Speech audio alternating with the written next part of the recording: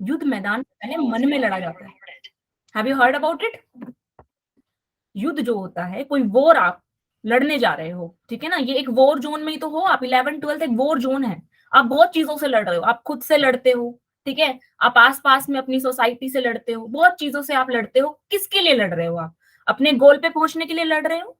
अब मैदान में युद्ध लड़ने से पहले अपने मन में लड़ा जाता है, एक स्ट्रेटेजी बनाई जाती है एग्जाम को टैकल करने की। कितने बच्चों ने मिस्टेक नोटबुक बना ली? मैं बार बार बोलती हूँ एक मिस्टेक नोटबुक बना लो, एक मिस्टेक नोटबुक बना लो, एक मिस्टेक नोटबुक बना लो। उसमें क्या करना है? उसमें ये करना है कि तुम अभी क्या कर रहे हो? प्रैक्टिस कर रहे हो। अर्जुन जब तीरबाजी की प्रैक्टिस करना सीख रहा था तब वो क्या करता था? क्यों वो इतना अच्छा योद्धा बन पाया? क्योंकि जब वो प्रैक्टिस कर रहा था और जब उससे गलतियां होती थी वो उन गलतियों को नोट डाउन करता था और रिपीट नहीं करता था। देखो, गलतियां करना अलाउड है और ओके भी है, गलतियों को रिपीट करना ओके नहीं माना जाता। हमें गलतियां रिपीट नहीं करनी, और हम गलतियां रिपीट कर रहे हैं। हम एक टेस्ट जैसे दे के आते हैं, दूसरा भी वैसा का वैसा ही दिए आते हैं, उसमें कोई चेंज नहीं करते। अब इसे हम क्या क्या चेंज करने वाले हैं फ्रॉम राइट नाउ? देखो, यहां पे लिख लो आप स्ट्रेटेजीज। ये चीजें हमें लगता नहीं, हमें पता नहीं चलता, ये बहुत इंपॉर्टेंट चीजें होती हैं। पहली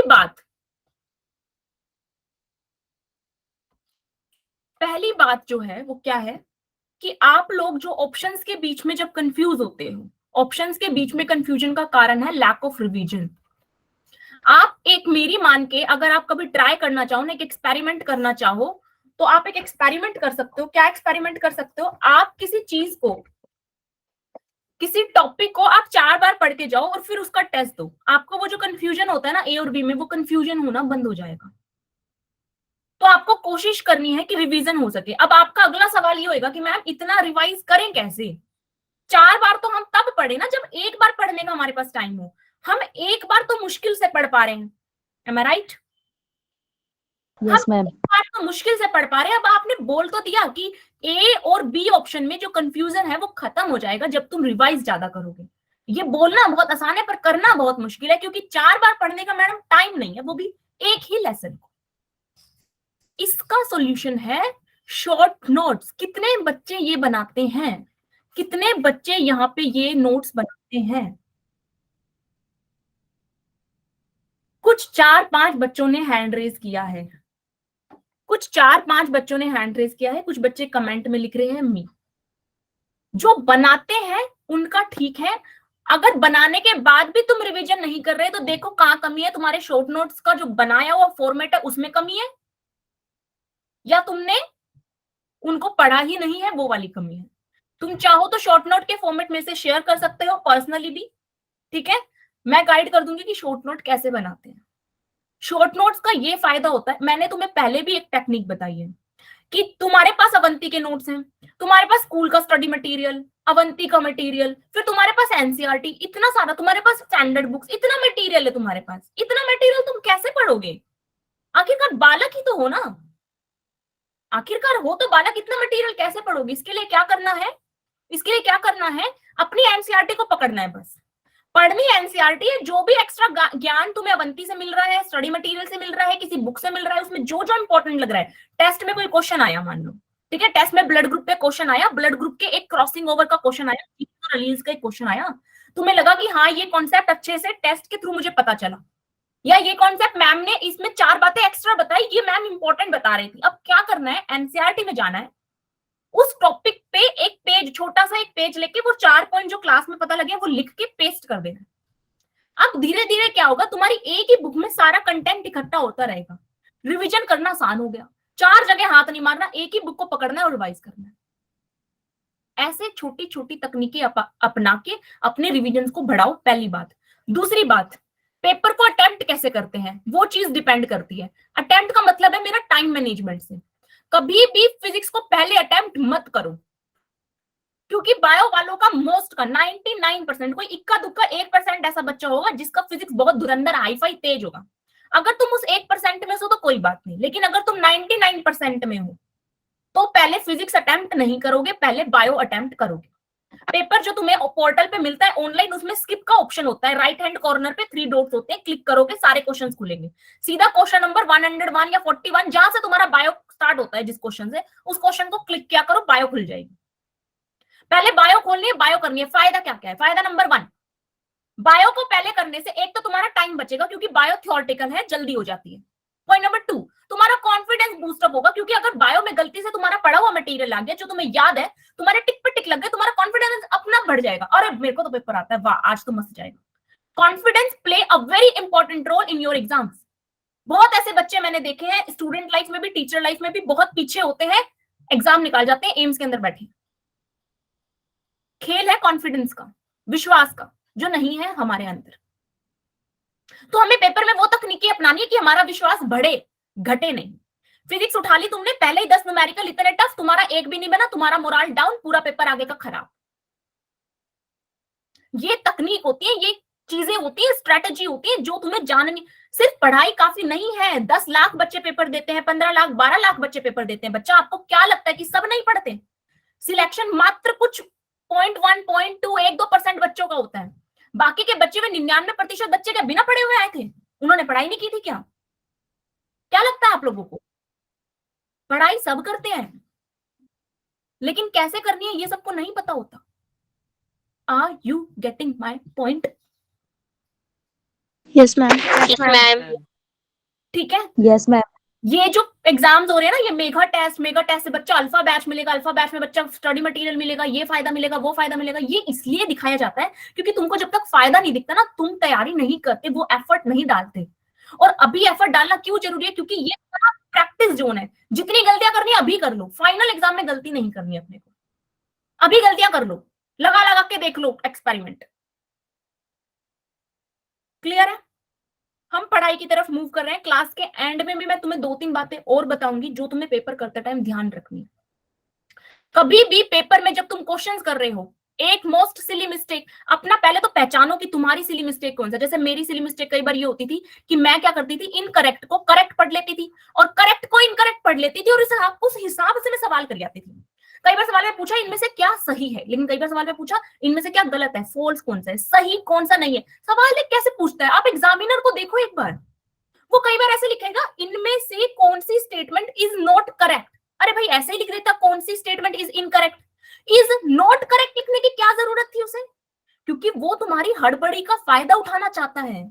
उसे पता है बच्चा जल्दबाजी में इस नोट को मिस कर देगा पढ़ते टाइम। उसे पता है अगर नोट मिस कर दिया और खाली करेक्ट पढ़ लिया तो सवाल आते हुए भी गलत हो जाना है। आता हुआ सवाल गलत नहीं होना चाहिए, इस बात की इंश्योरिटी आपको करनी पड़ेगी। मिस्टेक नोटबुक बनाने का फायदा ये होता है, उसमें आप अपनी सिली मिस्टेक लिखते हो। किसी बच्चे से इस प्रकार की मिस्टेक होती है, पर किसी बच्चे से कोई और मिस्टेक होती है। कोई बच्चा कैसी मिस्टेक करता है, वो स्टेटमेंट पढ़ रहा है, आधी स्टेटमेंट पढ़ता है, लास्ट का एक मेन वर्ड लिखा होता है वो ही नहीं पढ़ता। जैसे कि रेड ब्लड सेल्स का कोई क्वेश्चन आया कि रेड ब्लड सेल्स फॉर्मेशन अकर अकर बस अकर तक पढ़ा, आगे पढ़ा ही नहीं। इन एम्ब्रियोनिक स्टेज बोल रहा है कि इन अडल्ट बोल रहा है, और ऑप्शन टिक मारिया है। सवाल को पूरा पढ़ना है, अधूरा नहीं पढ़ना। आधा पढ़ के अपने दिमाग को महावीर नहीं समझना कि ओ मेरे को तो आता है, ये तो पढ़ा था, वाओ वाओ वाओ। पूरा पढ़े बिना ये नहीं मानना कि मेरे को ये आता है। आते हुए सवाल में गलती होने के चांस हमेशा ज्यादा रहते हैं, इस बात को याद रखना। जो सवाल तुम्हें आते हैं, क्योंकि उस सवाल को करते टाइम तुम्हारी जो अलर्टनेस है वो कम हो जाती है, तुम्हारी बॉडी का एड्रेनलिन कम हो जाता है, तुम अलर्ट कम होते हो। क्यों? क्योंकि तुम्हारा माइंड एक्सेप्ट कर लेता है कि ये तो अपने को आता है, इसमें अलर्ट रहने की जरूरत नहीं। हर सवाल में ही अलर्ट रहने की जरूरत है। और ये सब कैसे होगा? ये सब होगा जब तुम्हारा दिमाग शांत होगा। और फिजिक्स अगर पहले उठा ली या केमिस्ट्री पहले उठा ली तो चांसेस कम है कि तुम्हारा दिमाग आखिर तक शांत बना रहे। बातें समझ में आ रही हैं? मैं क्यों बता रही हूं ये बातें? Because I want all of you to be in the alpha batch.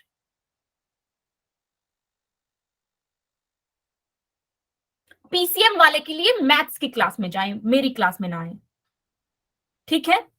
जो बच्चे पीसीएम और पीसीबी, नीट और जेई दोनों को टारगेट कर रहे हैं, वो बच्चा एक खेल खेल रहे हैं। कौन सा खेल? दो नाव में एक एक पैर रख दिया है, पूरे चांस है कि वो डूबने वाले हैं। Be very Frank with all of you. सुनने में थोड़ा कड़वा जरूर लग रहा होगा, पर ये सत्य है। ठीक है, चलो आज हम क्या करेंगे, आप लोगों को पता है हम रिवीजन करेंगे, बहुत सही पता है, हाँ हम रिवीजन करेंगे, लेकिन हम रिवीजन कैसे करेंगे? मैंने सोचा है कि आप लोगों को रिवीजन कराने का जो बेस्ट वे रहेगा वो रहेगा revision via questions. Revision via questions क्यों? क्योंकि आप लोग पढ़ते तो सब हो, क्लास में रोज आ रहे हो, आपको चैप्टर्स पढ़ाए जा रहे हैं, आप बिंदास पढ़ रहे हो, मजे से सारी चीजें आप जानते हो, लेकिन आप लोगों को अप्लाई करना नहीं आता, कहीं ना कहीं गड़बड़ एप्लीकेशन में है, क्वेश्चन सॉल्विंग स्ट्रेटेजीज में गड़बड़ है। तो हम क्लास में जितने पॉसिबल है उतने क्वेश्चन सॉल्व करेंगे, क्वेश्चन के थ्रू हम टॉपिक रिवाइज करेंगे, ताकि आपको ये पता लगे कि एक चीज को पढ़ने के बाद उसका क्वेश्चन कैसे लगाते हैं। क्योंकि जो आखिरी एग्जाम आपका होगा उसमें आपको ये नहीं देंगे कि बच्चा लिख दो व्हाट इज इरिथ्रोब्लास्टोसिस, और आपको जितना पता है आपने उतना ज्ञान भर के आ गए पेपर की शीट में। आपका जो कॉलेज लेके जाने वाला पेपर होगा, मैं स्कूल के पेपर की बात नहीं कर रही, फिर वो चाहे सीयूईटी हो, चाहे नीट हो, चाहे कोई भी आपका दूसरा एग्जाम हो, ठीक है, फिजियो का एग्जाम हो, किसी का भी एग्जाम हो, उस एग्जाम में आपसे ऐसे नहीं पूछेंगे, वहां पे आपको क्वेश्चन देंगे, 4 ऑप्शन देंगे, आपको टिक करके आना। तो आपको वही आना चाहिए, उसी तकनीक को समझना है। एग्जामिनर के दिमाग को जो बच्चा समझ गया ना, उसका एग्जाम क्रैक है। अब जैसे मैंने बताया कि एग्जामिनर इज नोट करेक्ट क्यों लिखता है, इनकरेक्ट क्यों नहीं लिख देता, उसका वो खेल रहे तुम्हारे साथ, तुम समझो इस चीज को, उस खेल को पकड़ो, तुम इसे खेल की तरह लो, ये गेम है। तुम्हें दिमाग को समझना है, एग्जामिनर के दिमाग को, कि वो हमसे चाहता क्या है, कैसे बनाता है वो पेपर, क्या सोच के बनाता है वो हमसे ये गलती करवाना चाहता है, ये गलती तो हम बिल्कुल नहीं करेंगे। धीरे धीरे तुम इस चीज को समझने लग जाओगे। आ जाओ क्वेश्चन नंबर 1 पे। Is the question visible to all of you? Yes, ma'am. Study the Yes, question, ma'am. Read the question. Yes, ma'am. Okay fine, I got कि आपको दिख रहा है, नाउ रीड इट।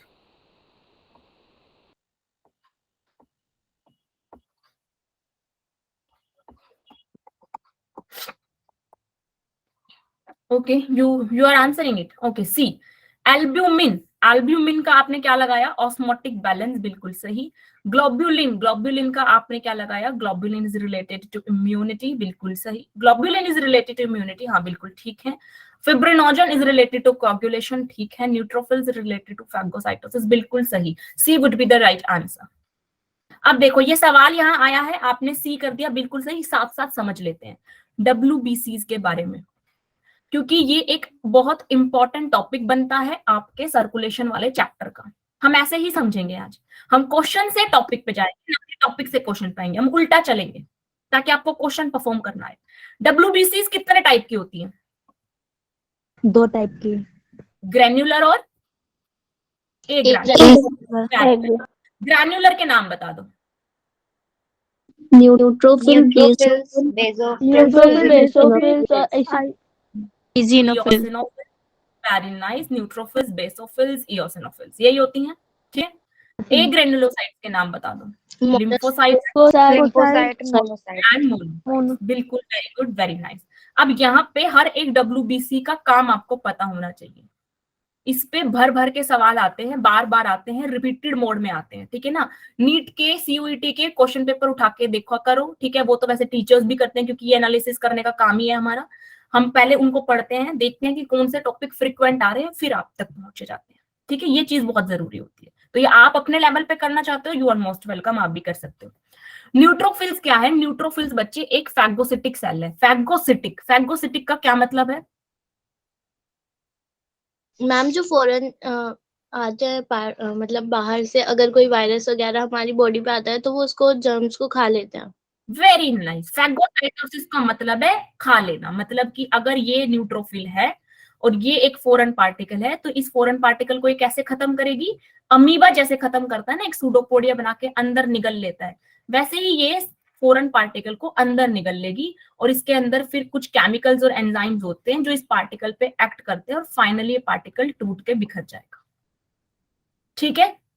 इस तरीके से फैगोसाइटोसिस करके न्यूट्रोफिल किसी फॉरेन पार्टिकल को मारती है। आपको पता होना चाहिए WBC हमारी सेना है, हमारी फौज है, भारत की जो सेना जैसे कि रक्षा कर रही है दुश्मनों से देश की, वैसे WBC रक्षा कर रही है बॉडी की दुश्मनों से, यानी कि बाहर से कोई भी फॉरेन पार्टिकल घुस जाता है उससे रक्षा कर रही है, रक्षा करने का तरीका अलग अलग है। हमारी आर्मी में बहुत सारी यूनिट्स हैं, एक गॉरिला यूनिट्स है, वो अलग तरीके से जंगलों में रक्षा कर रही है, ठीक है ना, जो एंटी नेशनल पीपल है या फिर कुछ इस तरीके से, मतलब उनकी स्ट्रैटेजीज अलग अलग है, आर्मी की अलग अलग यूनिट्स की।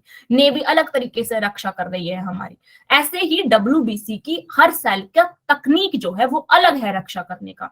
न्यूट्रोफिल अलग तरीके से रक्षा कर रही है। अब देखो बेसोफिल कैसे रक्षा कर रही है, हाउ बेसोफिल प्रोटेक्टिंग यू।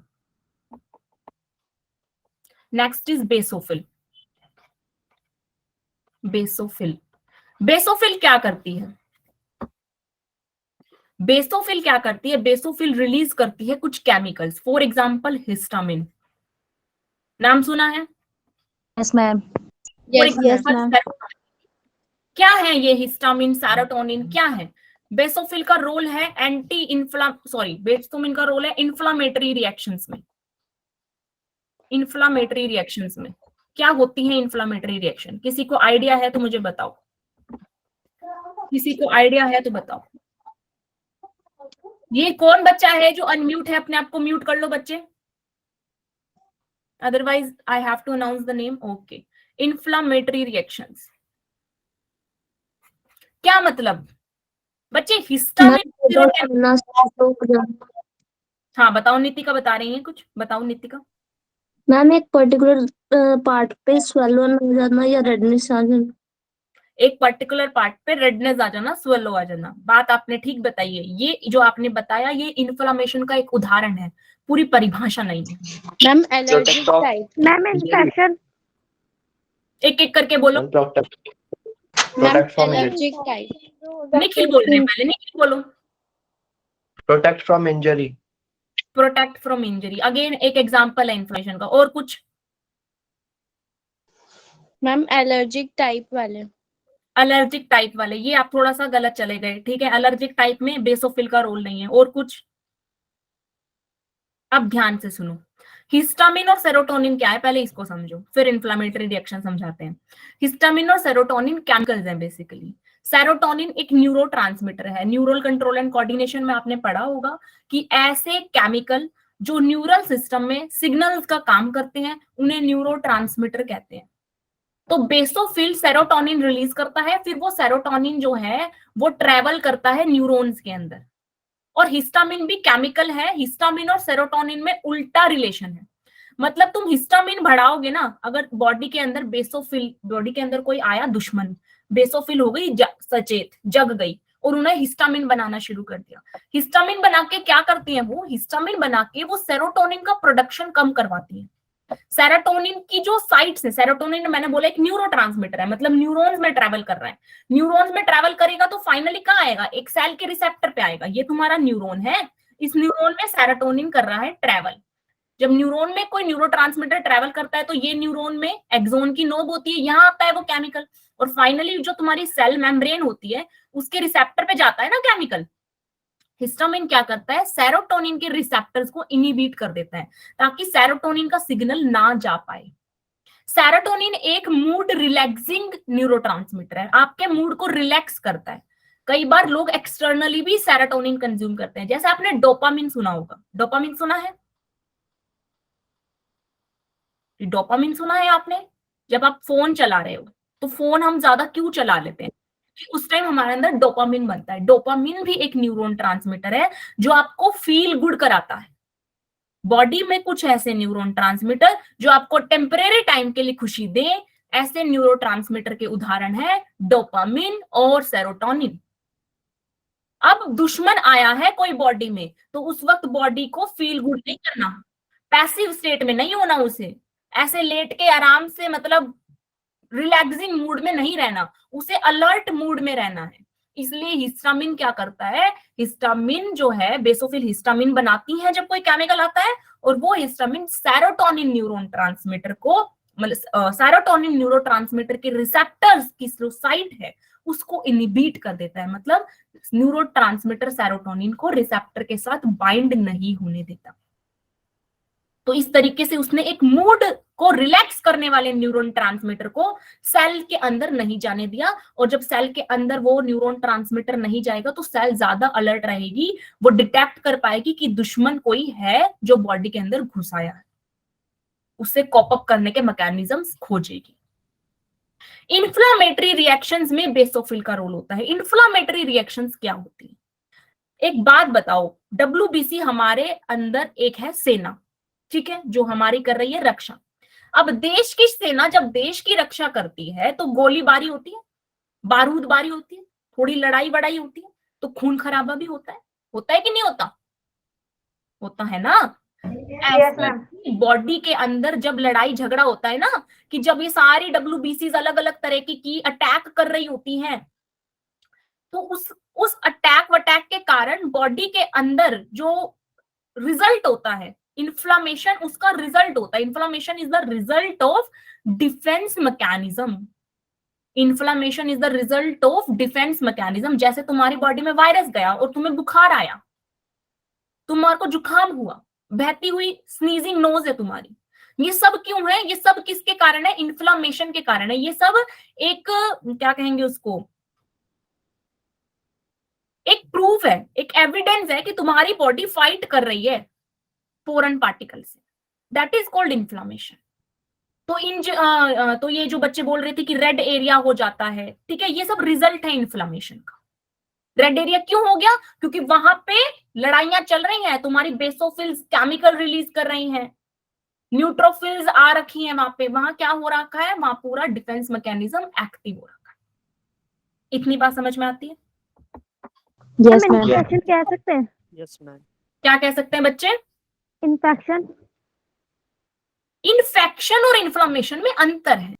तुम्हारे अंदर एक वायरस घुस गया, तुम्हें इन्फेक्शन हो गया, वायरल इन्फेक्शन हो गया तुमको, लेकिन अब तुम्हारी बॉडी ने लड़ाई शुरू करी उस वायरस के खिलाफ, तुम्हें बुखार आया, जुकाम हुआ, मे बी एरिया कोई रेड हो गया हो, स्वोलन हो गया, वो इन्फ्लामेशन है।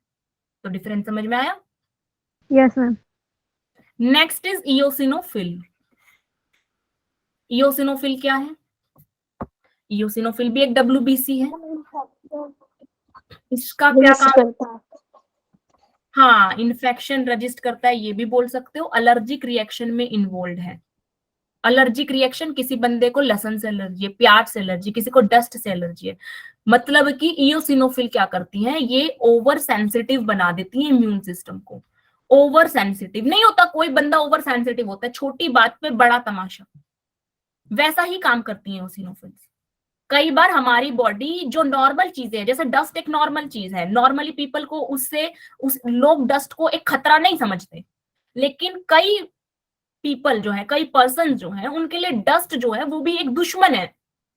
क्योंकि जब डस्ट पार्टिकल उनके अंदर जाता है तो उनके इम्यून सिस्टम को ऐसा लगता है कि जैसे कि कोई दुश्मन आ गया बहुत भारी और अब इससे लड़ना है, वो डस्ट पार्टिकल पर अटैक करने को आतुर हो जाता है इम्यून सिस्टम।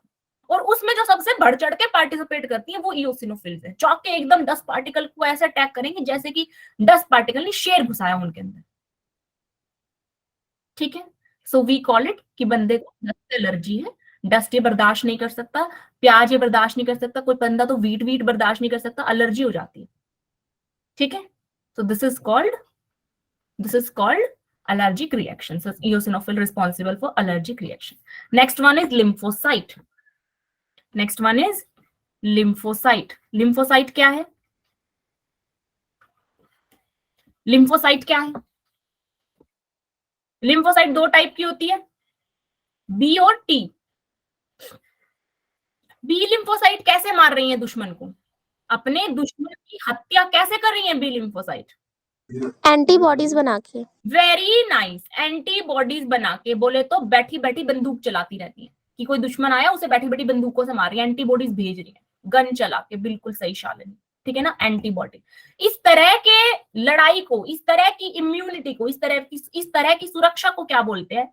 इस तरह की सुरक्षा को बोलते हैं ह्यूमोरल इम्यूनिटी। ये मैंने एंडोक्राइन सिस्टम में पढ़ाया था, अभी कल ही पढ़ाया कुछ बैच में, तो कुछ बैच में परसों पढ़ाया। टी लिम्फोसाइट कैसे मार रही है? टी लिम्फोसाइट मार रही है, ये दुश्मन आया, ये टी लिम्फोसाइट बैठी है, टी लिम्फोसाइट जाएगी दुश्मन को ऐसे पकड़ लेगी, जाके उसको दबोच लेगी, कई सारी टी लिम्फोसाइट जाती हैं, घेरा कर लेती हैं दुश्मन के चारों तरफ और केमिकल सिक्रीट कर देती हैं इसके ऊपर, ठीक है, या और इसको दबोच लेती हैं। That is a mechanism of T lymphocyte to kill a foreign agent. इस तरह की सुरक्षा को बोलते हैं cell mediated immunity, cell mediated immunity, ठीक है। And the last one is monocyte. Monocyte भी न्यूट्रोफिल की तरह फैगोसाइटोसिस करती है। मोनोसाइट भी क्या करती है? मैम एक बार ह्यूमरल इम्यूनिटी दोबारा बता दो प्लीज। इम्यूरल इम्यूनिटी है बैठे बैठे गोलियां चलाना। दुश्मन आया है, दुश्मन को मारने के लिए दुश्मन के पास नहीं जा रही, उसे ऐसे दबोच नहीं रही है, ऐसे आराम से बैठी है क्योंकि इनके पास तो बंदूक है, तो अपनी बंदूक निकालती है और गोलियां चलाती हैं। उन गोलियों का नाम एंटीबॉडीज है। मतलब ये ऐसे बैठी बैठी, ये बी लिम्फोसाइट है, ये बैठी है, देखो ये यहां से बैठी बैठी ऐसे एंटीबॉडीज फेंक रही है, एंटीबॉडीज फेंक रही है इस दुश्मन पे। ये है दुश्मन, ठीक है, इस दुश्मन पे एंटीबॉडीज फेंक रही है और मर जाएगा दुश्मन। ठीक है बच्चे? Yes ma'am. मोनोसाइट क्या कर रही है? मोनोसाइट फैगोसाइटोसिस ही कर रही है न्यूट्रोफिल की तरह। ये मैंने लिखे हैं WBC के फंक्शन, ये तुम्हें अच्छे से याद होने चाहिए। इसके अलावा तुम जो अब घर जाके याद करोगे वो क्या? वो याद करोगे the percentage of each WBC in blood. Her WBC की ब्लड में अलग अलग मात्रा है, कोई थोड़ी ज्यादा मात्रा में मिलती है, कोई थोड़ी कम मात्रा में मिलती है, पता है ना? न्यूट्रोफिल सबसे ज्यादा मिलती है, बेसिल सबसे कम मिलती है। ऐसे तुम्हें हर WBC का याद करना है, परसेंटेज तुम्हारी NCERT में दिया हुआ है, वो याद होना चाहिए। This is your HW homework. चले आगे। Yes ma'am. Yes ma'am.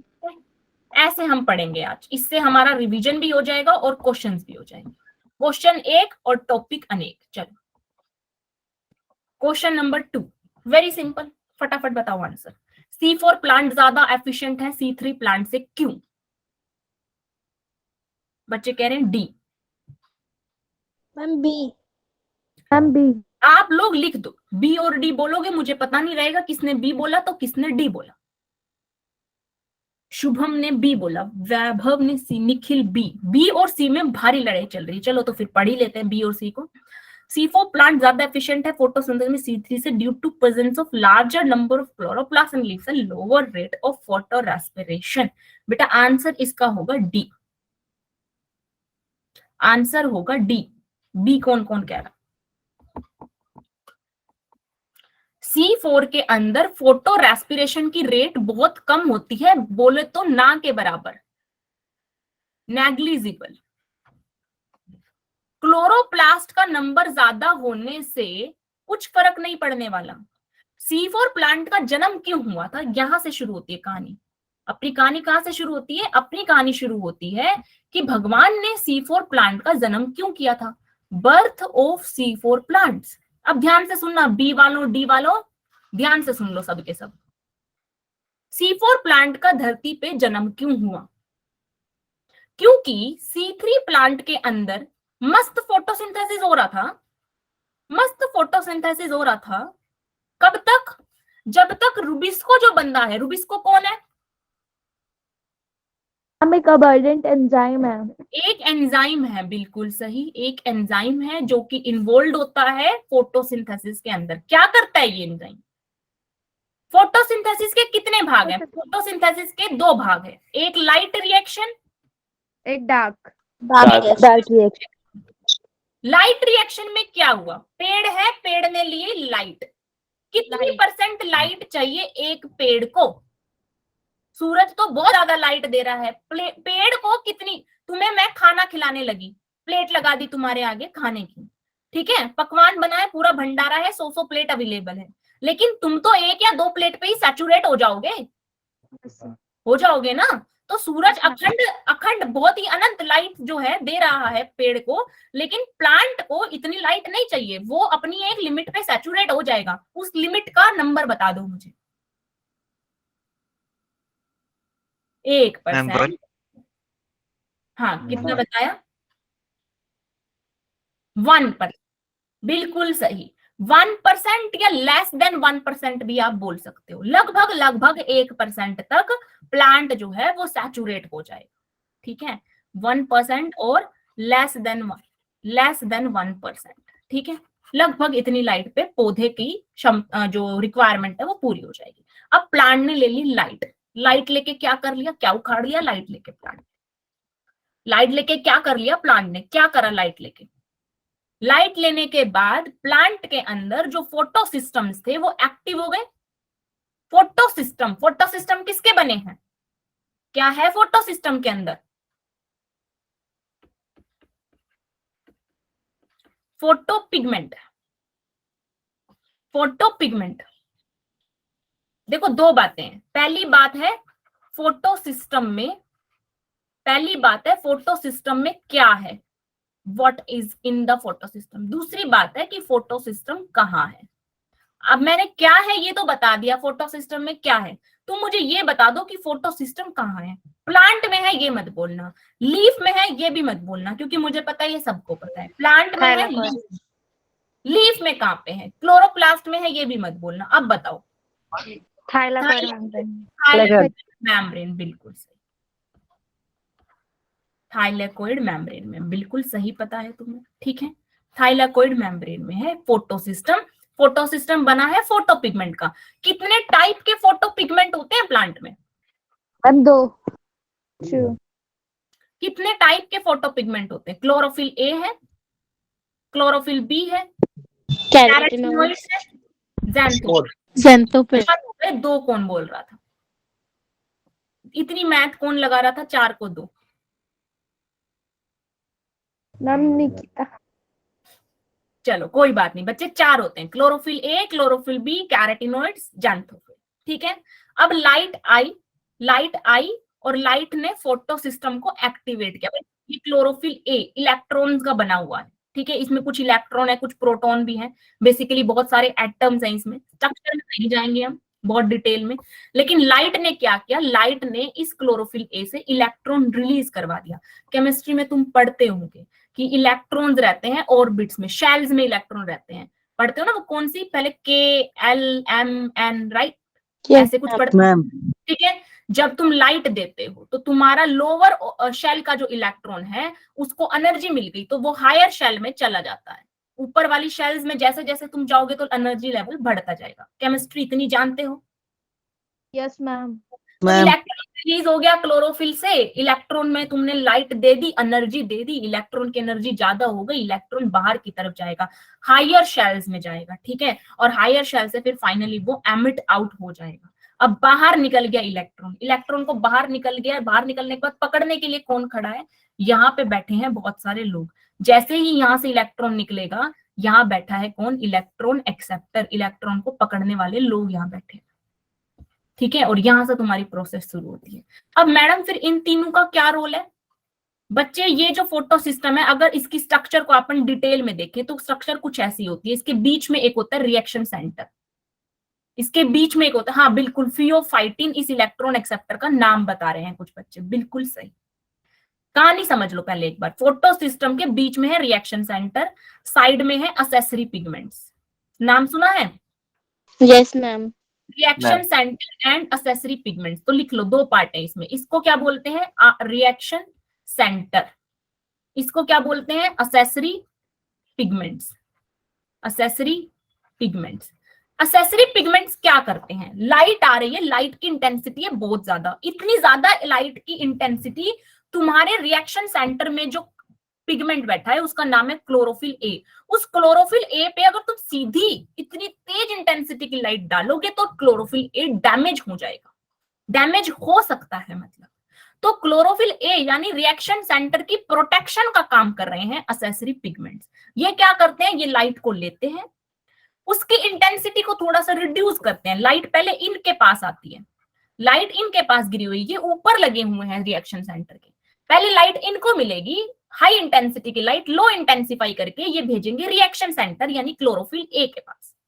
फिर क्लोरोफिल ए क्या करेगा? इलेक्ट्रॉन्स रिलीज करेगा, और उस इलेक्ट्रॉन को पकड़ने के लिए बैठा है इलेक्ट्रॉन एक्सेप्टर। फिर एक एक्सेप्टर से दूसरा, दूसरे से तीसरा, तीसरे से चौथा, और इलेक्ट्रॉन चलता जाएगा, चलता जाएगा, चलता जाएगा, और फाइनली चलते चलते कहां पहुंचेगा? चलते चलते पहुंचेगा एक दूसरे फोटो सिस्टम के पास। इसलिए बोलते हैं कि हमारे प्लांट्स के अंदर 2 फोटो सिस्टम्स होते हैं, एक फोटो सिस्टम 2 और एक फोटो सिस्टम 1। और ये जो इलेक्ट्रॉन चल रहे हैं ये ऐसे चलते हैं, और चलते चलते जो पैटर्न बनाते हैं, यानी कि ट्रांसफर ऑफ इलेक्ट्रॉन्स जो है transfer of electron from one acceptor to another, एक बॉलर से दूसरे बॉलर की तरफ। मैम आपकी वॉइस कट कट के आ रही है। मेरी वॉइस कट रही है? No ma'am. No ma'am. No ma'am. बच्चे, ठीक है, आपके एंड पे कोई दिक्कत है? मेरी आवाज सबको सही आ रही है? मेरे एंड पे भी मुझे अभी तो सब ठीक ठाक दिख रहा है बच्चे, ठीक है। ये जो पाथ है, ये जो रास्ता है जो इलेक्ट्रॉन ने चलते चलते बनाया, फोटो सिस्टम ने इलेक्ट्रॉन फेंक दिया एक्सेप्टर को, फिर एक से दूसरा एक्सेप्टर, तीसरा, चौथा, पांचवा और फाइनली फोटो सिस्टम 1, फिर फोटो सिस्टम 1 के पास से दोबारा आगे की तरफ इलेक्ट्रॉन जा रहा है। तो ये पाथ देख रहे हो तुम, पहले इलेक्ट्रॉन ऐसे गया, फिर ऐसे गया, फिर ऐसे गया, ये जो पाथ बना है इलेक्ट्रॉन का from one acceptor to other, ठीक है, इस पाथ को अपन बोलते हैं Z scheme. Z scheme. Z scheme, ठीक है। जेड स्कीम क्या होती है तुम्हें पता चल गया। असेसरी पिगमेंट्स क्या होते हैं तुम्हें पता होना चाहिए। रिएक्शन सेंटर क्या होता है पता होना चाहिए। ये सारा काम लाइट रिएक्शन के अंदर हो रहा है। लाइट का इस्तेमाल किसमें हो रहा है? इलेक्ट्रॉन को ट्रांसफर करवाने में। इलेक्ट्रॉन के रोल में लाइट का रोल है। अब ये जो रास्ता चल रहा है जिसमें इलेक्ट्रॉन ट्रांसफर हो रहा है ऐसे ऐसे, इस रास्ते में बीच में एक एटीपी बनता है, लास्ट में एक NADH बनता है, NADPH। बीच में एक एटीपी बनता है, लास्ट में एक NADPH बनता है। अब जिन पॉइंट्स पे सवाल आता है वो लिख लो। सवाल ये आता है, पहला सवाल कि एटीपी बनता है नॉन साइक्लिक में, non cyclic as well as cyclic, as well as cyclic photophosphorylation. Cyclic और नॉन साइक्लिक मैं मान के चल रही हूं कि आपको पता है। साइक्लिक और नॉन साइक्लिक मैं मान के चल रही हूं आपको पता है। जो जेड स्कीम है ना, जहां पे फोटो सिस्टम 2 से फोटो सिस्टम 1 में इलेक्ट्रॉन जाता है और फोटो सिस्टम 1 से लास्ट जो इलेक्ट्रॉन जा रहा है वो आपके NADP प्लस को जा रहा है। NADP प्लस इलेक्ट्रॉन लेके बनाता है NADPH, NADPH। इसको जेड स्कीम बोलते हैं और इसको नॉन साइक्लिक बोलते हैं। साइक्लिक में क्या होता है? साइक्लिक में सिर्फ फोटो सिस्टम 1 होता है और यहाँ पे इलेक्ट्रॉन यहां से चल के वापस यहीं को आ जाता है, एक साइकिल बना रहा है। तो साइक्लिक और नॉन साइक्लिक अगर आपको नहीं आता तो आपको एनसीईआरटी खोल के एक बार पढ़ लेना है। ये बहुत बेसिक है, मैं लंबा एक्सप्लेन नहीं कर रही, ठीक है। साइक्लिक में भी एटीपी बनता है, इसमें भी एटीपी बनता है और इसमें भी एटीपी बनता है, नॉन साइक्लिक में भी। पहली बात ये पता होनी चाहिए यहाँ पे। दूसरी बात, NADPH जो आपको दिख रहा है ये NADPH, NADPH बताओ साइक्लिक में बनता है?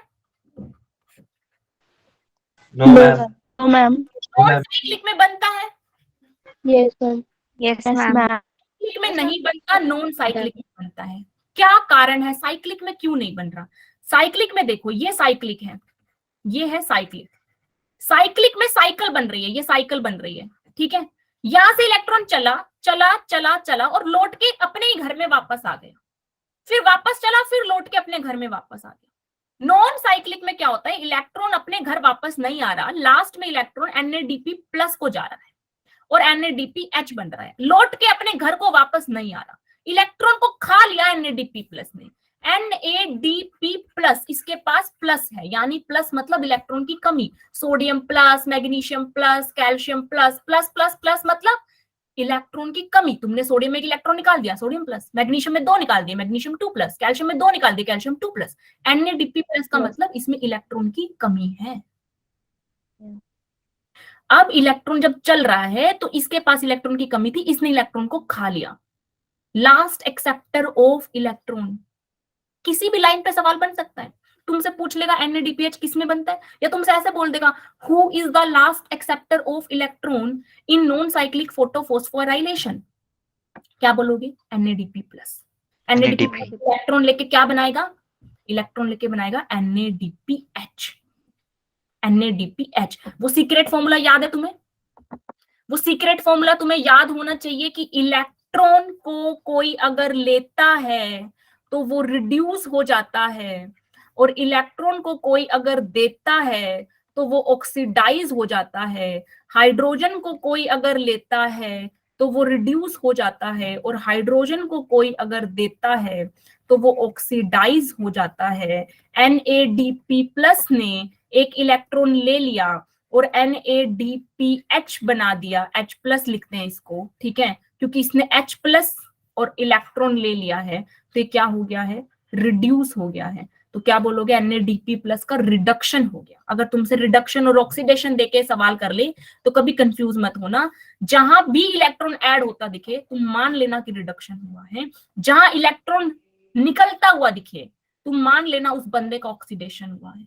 मैं सोडियम में से अगर इलेक्ट्रॉन को निकाल दूं, सोडियम में से इलेक्ट्रॉन को निकाल दूं तो सोडियम+ बनेगा। मुझे ये बताओ सोडियम और सोडियम+ में से किसका रिडक्शन हुआ है? इलेक्ट्रॉन मैंने ऐसे ट्रांसफर, सॉरी, इलेक्ट्रॉन जो है, इलेक्ट्रॉन मैंने यहां से यहां एलिमिनेट किया है। अब बताओ यहां पे इसका रिडक्शन हुआ है कि इसका, ए की बी? रिडक्शन किसका हुआ है?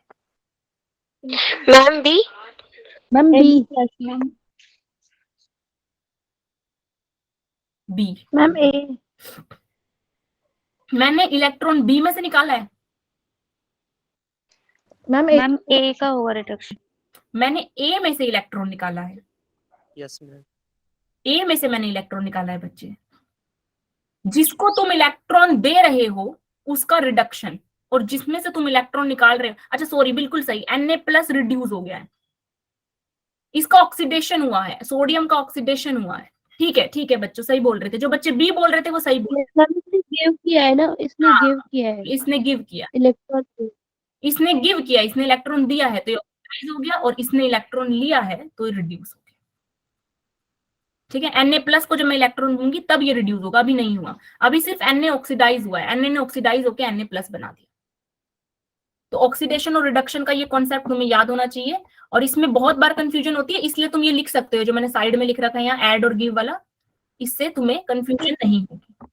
ठीक है, एक और इंपॉर्टेंट बात जहां से क्वेश्चन बन सकता है, एक और इंपॉर्टेंट बात देखो, जहां से क्वेश्चन बनेगा मैं उन्हें ब्लॉक में डाल रही हूँ। एक तो ये क्वेश्चन बन सकता है कि NADPH कहाँ बनता है, एक क्वेश्चन ये बन सकता है कि ATP कहाँ बन रहा है, एक ये क्वेश्चन बन सकता है कि ATP कहाँ बन रहा है, एक ये क्वेश्चन बन सकता है कि NADP+ जो है वो कहाँ मिलता है, किस तरफ मिलता है, कहाँ मिल रहा है, ई एक्सेप्टर के पास PS इलेक्ट्रॉन। PS1 वाली चेन में है, PS1 वाली चेन में है, और टुवर्ड्स स्ट्रोमा है, टुवर्ड्स स्ट्रोमा, स्ट्रोमा की तरफ। ये थाइलाकोइड की मेम्ब्रेन है ना, डबल मेम्ब्रेन थाइलाकोइड की, यहाँ PS1 और PS2 लगे हुए हैं ना, ठीक है, यहाँ पे लगा हुआ है NADP+, यहाँ पे जो मैंने ये येलो कलर से बनाया, यहाँ NADP+ लगा हुआ है, तो PS1 के साथ अटैच है, PS1 वाली लाइन में है, लेकिन टुवर्ड्स स्ट्रोमा है, स्ट्रोमा की तरफ है। बात समझ में आई? Yes ma'am. ठीक है, तो इसको भी ब्लॉक में डाल लो, यहां से भी सवाल पूछते हैं कि NADP+ जो है वो किस तरफ लगा हुआ। डन है, ये थी लाइट रिएक्शन की बात। जो सवाल हमें सेकंड दिया हुआ है वो किस पे बेस था, वो था डार्क रिएक्शन पे बेस। डार्क रिएक्शन में क्या हो रहा है, इन ये जो प्रोडक्ट बने हैं NADPH और ATP, इनका इस्तेमाल हो रहा है डार्क रिएक्शन में, और डार्क रिएक्शन के अंदर एक एंजाइम यूज हो रहा है रुबिस्को। रुबिस्को क्या करता है, जो CO2 तुम दे रहे हो प्लांट को, उस CO2 को पकड़ता है, पकड़ के जकड़ता है। किस में जकड़ता है? RUBP में। डार्क रिएक्शन में क्या हो रहा है, डार्क रिएक्शन के अंदर RUBP के साथ CO2 को कंबाइन किया गया, किसके द्वारा, रुबिस्को के द्वारा, और एक चीज बनी, कंबाइन करने के बाद जो प्रोडक्ट बना, उस प्रोडक्ट का नाम था फोस्फोग्लिसरेट, 3PGA, 3-फोस्फोग्लिसरिक एसिड। 3-फोस्फोग्लिसरिक एसिड 3 कार्बन का है। यहां से सवाल आते हैं, इनमें से कौन सा कितने कार्बन का है? RUBP में 5 कार्बन है। अब इतनी मैथ तो सबको आती है कि 5 कार्बन का RUBP, एक इसने CO2 ले ली तो हो गए 6 कार्बन। तो प्रोडक्ट जो है वो 6 कार्बन का होना चाहिए था, पर 3 कार्बन का प्रोडक्ट बन रहा है। ये 3 कार्बन के 2 प्रोडक्ट बनते हैं, 3 2 6, टोटल कार्बन 6। बात समझ में आई? बात समझ में आई? Yes ma'am. ये Yes, जो ma'am. प्रोसेस है जो तुम्हें याद होनी चाहिए, मैं यहाँ पे लिख नहीं रही हूँ, इस पूरी प्रोसेस को C3 साइकिल कहते हैं। और ये कहाँ हो रही है? वेयर? स्ट्रोमा में हो रही है। कहाँ हो रही है? स्ट्रोमा में। एटीपी और NADPH का इस्तेमाल भी यही होता है। ये है C3 साइकिल। लेकिन क्या हुआ, प्लांट के अंदर अगर टेम्परेचर जब ज्यादा किया तुमने, जब गर्मी बहुत ज्यादा कर दी, बहुत हाई टेम्परेचर है, बहुत हाई टेम्परेचर में प्लांट ने अपने स्टोमेटा बंद कर लिए। बहुत हाई टेम्परेचर पे प्लांट ने अपने स्टोमेटा बंद कर लिए। क्यों बंद कर लिए? क्योंकि स्टोमेटा खुले होंगे तो पानी सारा लॉस हो जाएगा, इसलिए अपने स्टोमेटा बंद कर लिए। स्टोमेटा बंद कर लिए तो क्या हुआ, अंदर जो है O2 का कंसंट्रेशन बढ़ता जा रहा है। क्यों? क्योंकि अंदर रेस्पिरेशन तो हो रहा है ना। Yes ma'am. ठीक है, रेस्पिरेशन हो रहा है। ठीक है, O2 का कंसंट्रेशन बढ़ रहा है, CO2 का कंसंट्रेशन कम हो गया। जब O2 का कंसंट्रेशन बढ़ने लगेगा तो रुबिस्को किसके साथ जुड़ जाएगा? O2 O2 के साथ जुड़ जाएगा। और अगर रुबिस्को O2 के साथ जुड़ गया तो ये वाला जो काम हो रहा था, ये जो प्रोसेस हो रही थी, ये रुक जाएगी। यानी कि C3 cycle stops. C3 cycle रुक गई तो यानी फोटोसिंथेसिस रुक गया, खाना बनना बंद हो गया पेड़ पौधे में। इसीलिए नए पौधों का जन्म किया भगवान ने जो हाई टेम्परेचर में सरवाइव कर सके, और वो प्लांट्स थे C4 प्लांट्स। तो C4 प्लांट्स जो है वो हायर टेम्परेचर में रह पाते हैं, C3 प्लांट्स जो है वो ज्यादा हाई टेम्परेचर में नहीं रह पाते। ये भी तुम्हें पता होना चाहिए कि C3 प्लांट लगभग 20 से 25 डिग्री सेल्सियस के टेम्परेचर में अच्छे से ग्रो कर लेते हैं। इससे ज्यादा तुम करोगे तो दिक्कत आएगी उनको, इससे ज्यादा टेम्परेचर तुम करोगे तो C3 को दिक्कत आएगी। ठीक है, रुबिस्को जो है वो ऑक्सीजन के साथ जुड़ जाएगा और फोटोसिंथेसिस रुक जाएगी, फोटोसिंथेसिस रुक जाएगी। ठीक है, C4 जो है वो लगभग 35 से 45 डिग्री सेल्सियस, देखो हाई टेम्परेचर इससे है ना, इससे हाई टेम्परेचर ये झेल लेते हैं। इससे ज्यादा करोगे फिर C4 को भी दिक्कत आने लगेगी। लेकिन जो ऑप्टिमम टेम्परेचर है C4 प्लांट के लिए वो कितना है? 35 to 45 डिग्री सेल्सियस। क्लियर है? C3 के लिए है। क्या बच्चे? ये C3 के लिए है। 35 to 45 डिग्री सेल्सियस C4 के लिए। C4 can bear a bit higher temperature. अभी तो मैंने बताया बच्चे। ओके मैम, ओके मैं C3। आप रट रहे हो C3 के लिए क्या है, C4 के लिए क्या है। रटना नहीं है, रटोगे तो एक ना एक दिन कंफ्यूज हो जाओगे। ये समझना है कि C4 का जन्म ही इसलिए हुआ था क्योंकि जब टेम्परेचर बढ़ गया था तो C3 काम नहीं कर पा रहे थे, क्योंकि उनके स्टोमेटा बंद हो गए थे, ऑक्सीजन के साथ रुबिस्को जुड़ने लग गया था। भगवान ने इसी समस्या को सुलझाने के लिए C4 भेजे थे। तो C4 तो जाहिर सी बात है ना, हाई टेम्परेचर पे काम कर पाएंगे। Yes ma'am. ठीक है, रटना नहीं है, अपने को समझना है। क्वेश्चन नंबर 3 देखो, इनमें से कौन सा सब्सटेंस क्लॉटिंग में रोल प्ले करता है? ये सिंपल क्वेश्चन है, no need to explain it. साफ दिख रहा है आपको, प्लेटलेट फैक्टर्स और कैल्शियम एक ही option B. B. Mitosis occurs in, ये भी सिंपल है, इसमें नथिंग टू एक्सप्लेन। माइटोसिस किसमें हो सकता है बताओ?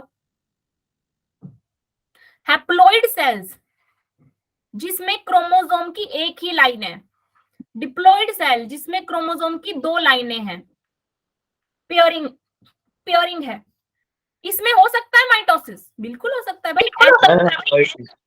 ठीक है, इसमें भी हो सकता है माइटोसिस। सी होगा ना आंसर? सी होगा, बिल्कुल सही।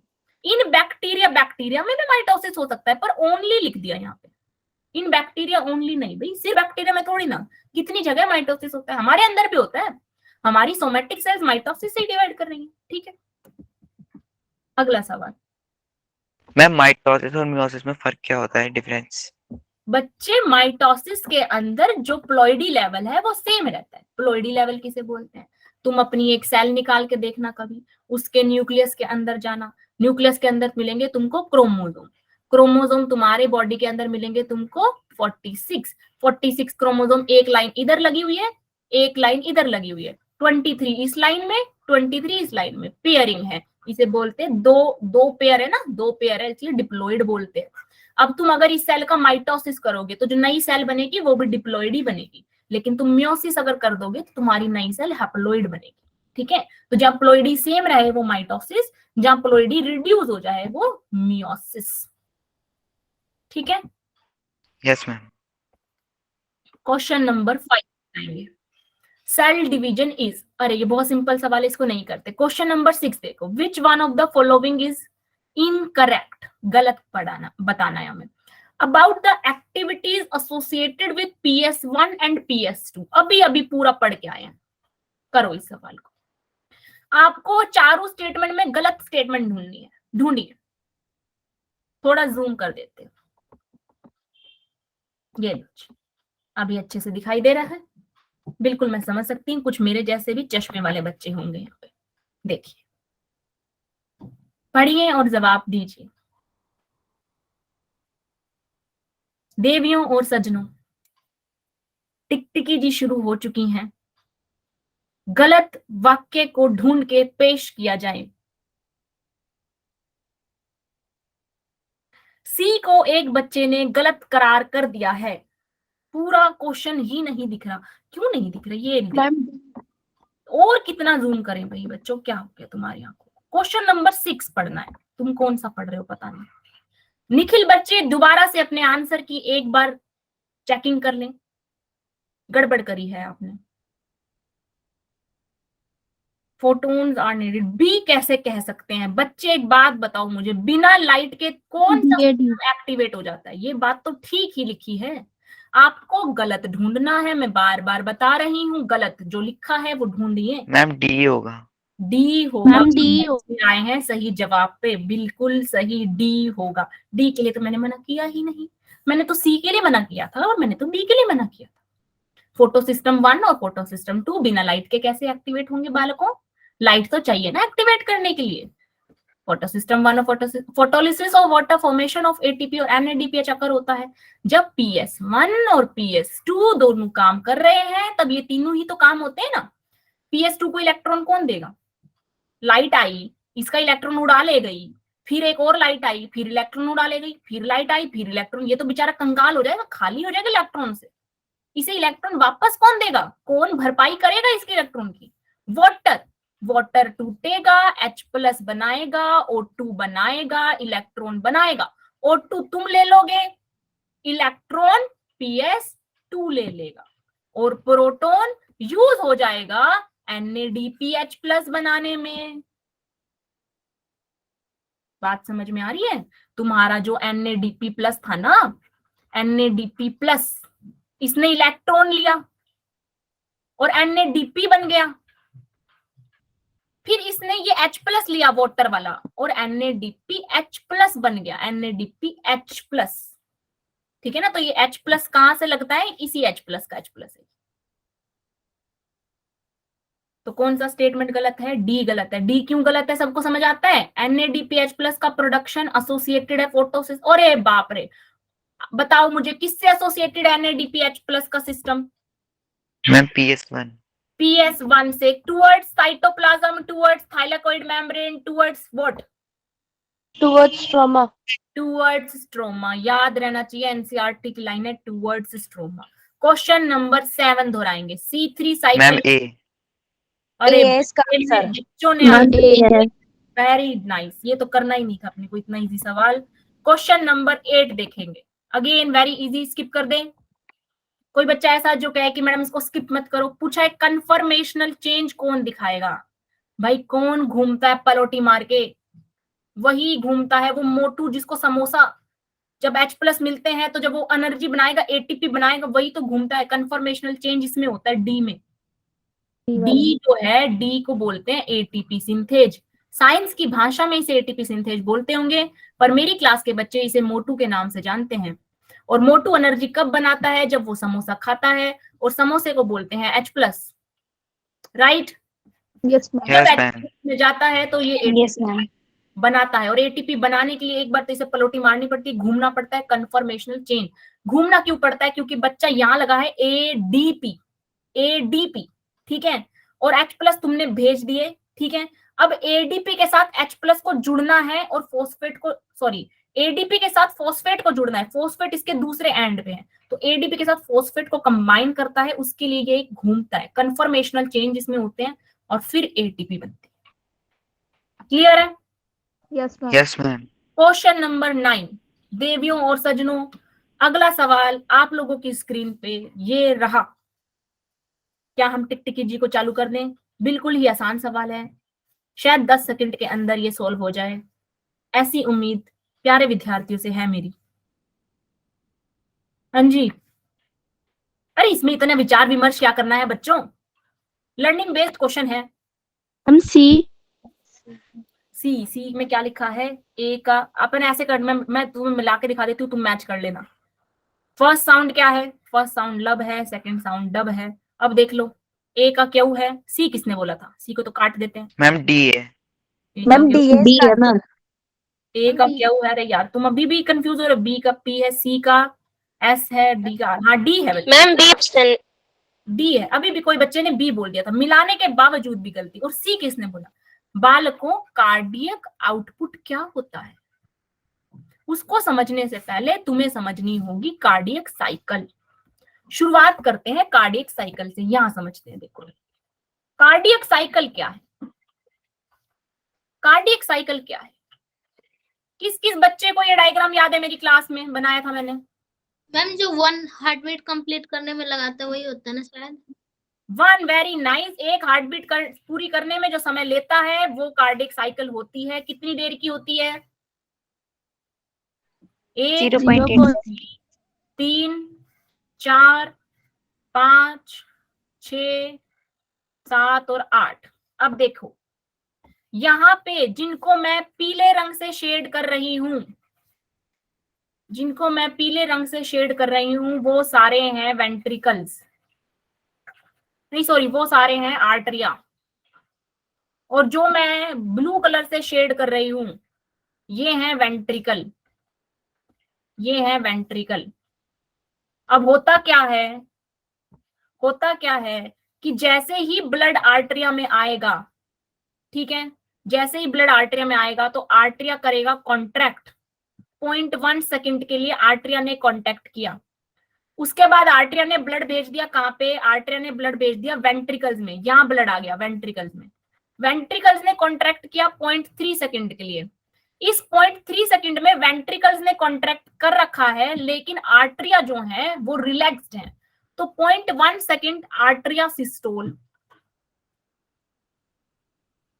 फिर 0.3 सेकंड 0. सॉरी 0. हाँ वेंट्रिकल सिस्टोल, ठीक है। उसके बाद यहां से लेके यहां तक कितनी सेकंड्स हो गई बताना मेरे को गिन के एक बार। 0. 0. क्या? 4. 0.4, 0.4 सेकेंड्स, ठीक है।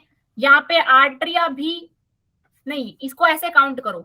आर्टरिया का डायस्टोल बताओ कितनी देर के लिए हुआ? सिस्टोल है 0.1 मैम सेकंड के लिए 0.7. और बचे हुए पूरे, वेरी नाइस, 0.7। अब बताओ वेंट्रिकल का सिस्टोल कितनी देर है, सॉरी डायस्टोल? मैम 0.1. 0. यहां से लेके यहां तक का समय गिन लो। 0.5. 0.5 टोटल हो रहा है कितना? 0.8, 0.8. ठीक है। 0.8 सेकंड की ये क्या है? Cardiac cycle. ठीक है। तो 0.8 में आर्टरिया ने कॉन्ट्रैक्ट किया 0.1 सेकंड। ये होता कैसे बच्चे? तुम्हारी ब्लड जो है पहले आर्टरिया में जाके भर जाता है, दोनों आर्टरिया ब्लड से भर गए, ठीक है। अभी आर्टरिया रिलैक्स्ड है, यहाँ पे इस वाली स्टेज पे आर्टरिया, यहाँ पे है अभी आर्टरिया रिलैक्स्ड, आराम से एकदम रिलैक्स्ड है, ब्लड उनके अंदर भर रहा है, भर रहा है, भर गया फुल।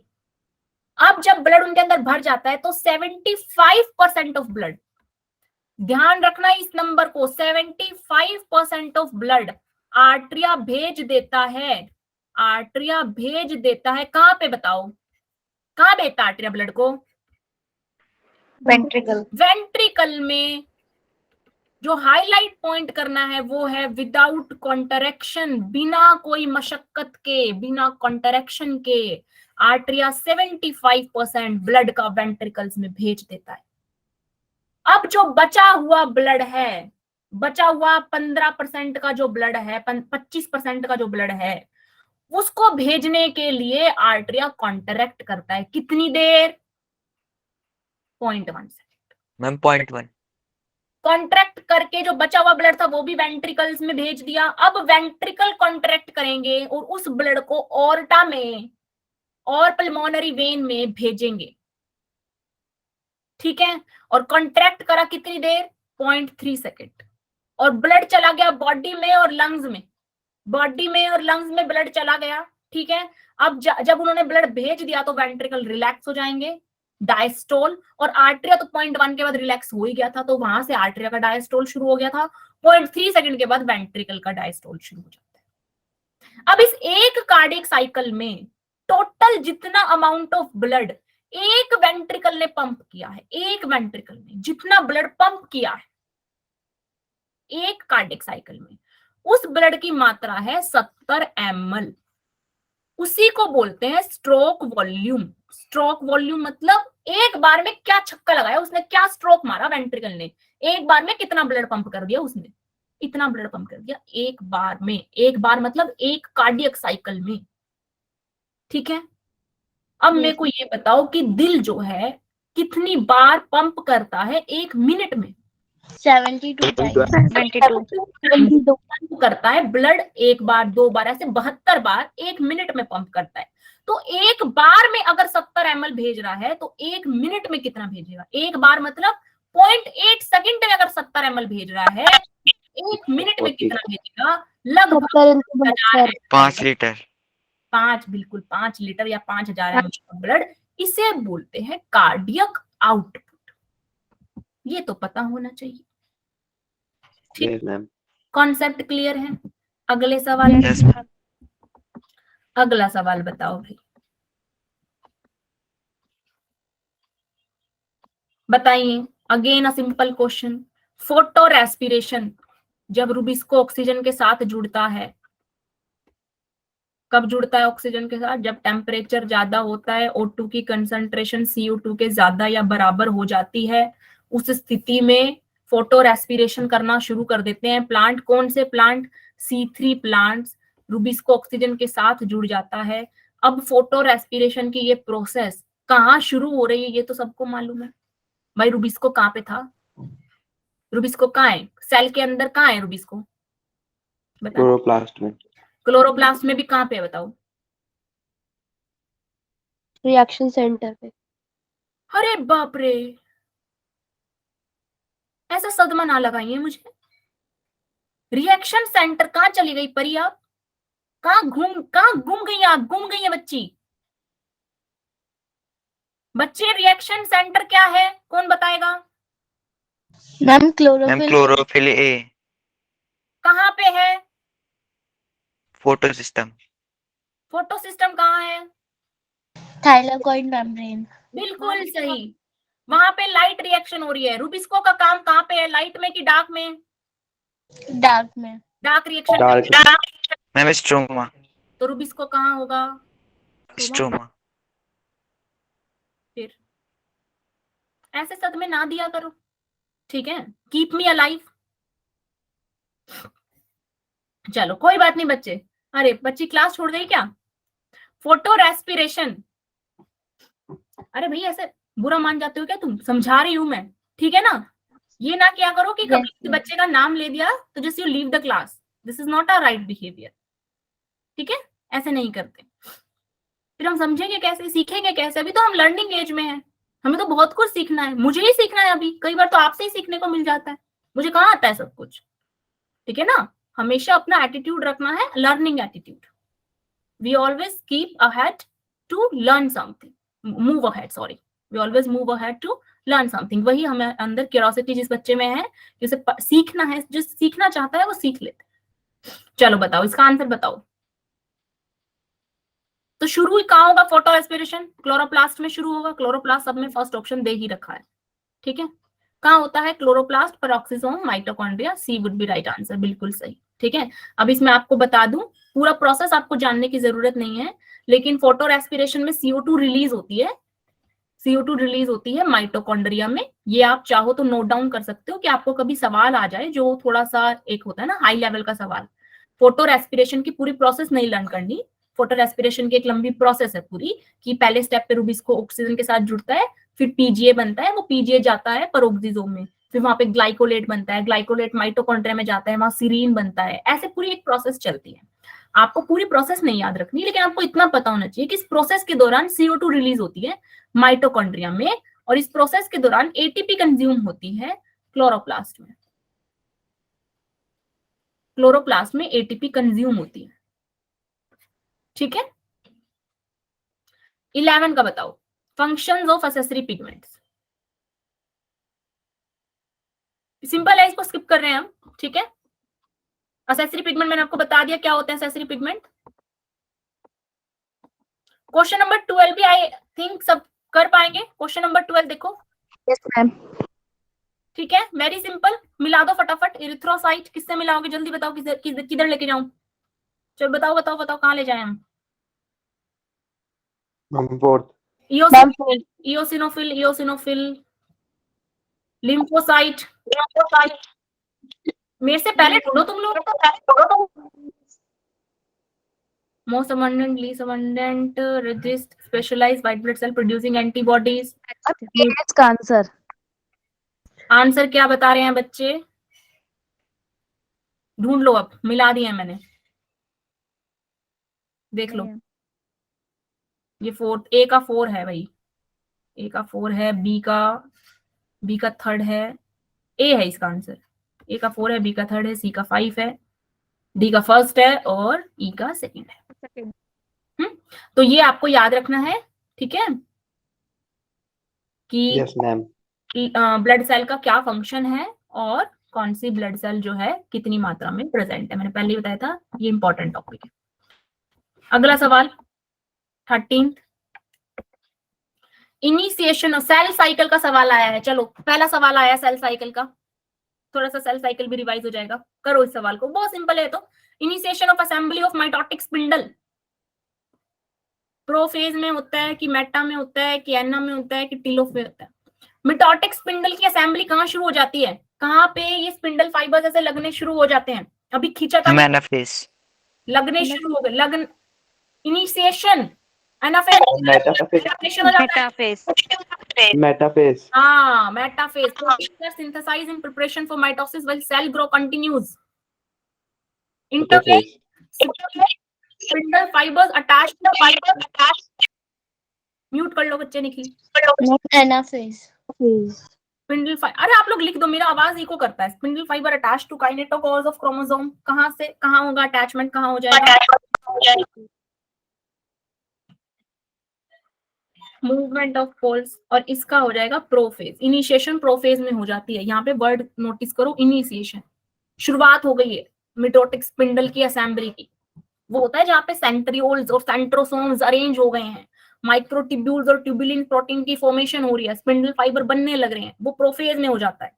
मेटाफेज में क्या होता है, जाके क्रोमोसोम अलाइन हो जाते हैं एक प्लेट पे, मेटाफेज में क्रोमोसोम्स अलाइन हो जाते हैं और ये स्पिंडल फाइबर उन क्रोमोसोम से जुड़ जाते हैं काइनेटोकोर्स के थ्रू। फिर एनाफेज में वो खींच लेते हैं।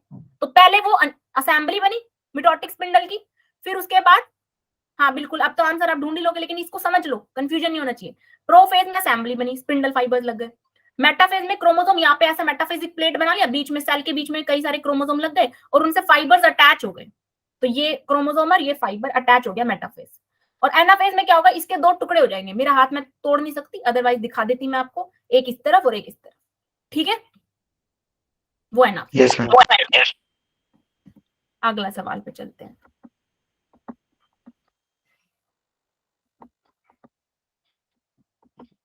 क्वेश्चन 14 हम स्किप कर रहे हैं, सिंपल है, फिगर देख के समझ में आ जाएगा। 15 बताओ, क्वेश्चन नंबर 15 मैम सिंपल है, थोड़ा सा अभी अभी हम पढ़ के आए हैं। क्या बोलते हैं इसको, जो डायग्राम बनता है, CZ हम जेड स्कीम। बिल्कुल सही, ठीक है, जेड स्कीम, ये क्या बना दिया मैंने, जेड स्कीम सही है। Question number 16, during the cell cycle B option. RNA and protein synthesis takes place in option B। दोबारा सोच लो, दोबारा सोच लीजिए, बताइए आंसर, बताइए इसका, क्वेश्चन नंबर 16 का। देखो, और आंसर होगा इसका ए। G1 और G2 में मेनली हमारी ऑर्गनली का जैसे डुप्लीकेशन होना है सेल के लिए, ठीक है, साइटोप्लाज्म की ग्रोथ होनी है, साइटोप्लाज्म की ग्रोथ होनी है, ठीक है, और इसके अलावा आरएनए बनना है, प्रोटीन बनना है, डिफरेंट टाइप के प्रोटीन जैसे कि स्पिंडल फाइबर बनाने के लिए ट्यूबिलिन प्रोटीन चाहिए। तो ये सब काम, ये सारी तैयारियां G1 G2 में हो जाती है। एस फेज जो है वो जानी जाती है एक मशहूर काम के लिए जो कि है डीएनए। DNA replicating. हाँ, और यहाँ पे एक स्टार मार्क पॉइंट जो आपको लिखना है वो ये है बच्चा कि एस फेज में डीएनए तो रेप्लिकेट करता है लेकिन क्रोमोसोम डुप्लीकेट नहीं करता, क्रोमोसोम नहीं बनता है एस फेज में। क्रोमोसोम का जो नंबर है वो सेम रहता है। अगर तुम्हें कोई सवाल में पूछ ले कि एक सेल है, एक सेल है, मैम सी वैल्यू चेंज होती है, एन वैल्यू सेम रहती है। हाँ, अगर तुमसे पूछ ले कि एक सेल में 2n नंबर ऑफ क्रोमोसोम थे बिफोर डिवीजन, तो आफ्टर इंटरफेज उसमें कितने नंबर ऑफ क्रोमोसोम होंगे? आफ्टर इंटरफेज ऑफ, सवाल कंफ्यूज करने के लिए लिखेगा आफ्टर इंटरफेज ऑफ मियोसिस 1। तो बच्चा सोचता है मियोसिस है तो हाफ हो जाएंगे, नहीं, ये तो पढ़ो ना कि आगे क्या लिखा है। लिखा है आफ्टर इंटरफेज, इंटरफेज के बाद क्रोमोसोम कितना रहेगा? After interphase of meiosis. बेटा इंटरफेज के बाद तो क्रोमोसोम 2n के 2n ही रहते हैं, सिर्फ डीएनए रेप्लिकेट हुआ है, क्रोमोसोम डबल नहीं हुआ। अब कुछ बच्चों का दिमाग यहाँ थोड़ा सा चकरा रहा होगा कि ये कैसी अजीब सी बात है कि डीएनए तो रेप्लिकेट कर गया, डीएनए डबल हो गया, मतलब मैम कह रही है कि डीएनए डबल हो गया, लेकिन जो हमें पता है वो तो ये है कि डीएनए से ही क्रोमोसोम बना होता है, तो जब डीएनए डबल हो गया तो क्रोमोसोम क्यों नहीं डबल हुआ? Is anyone thinking like this? सोच रहे हो तो बताओ, और नहीं सोच रहे तो फिर आगे जाओ। No ma'am. पता है सबको? ठीक है, सबको पता है तो फिर नहीं एक्सप्लेन करने की जरूरत। क्रोमेटीन मैम बता दीजिए। बता दे, चलो तो ठीक है बता दे।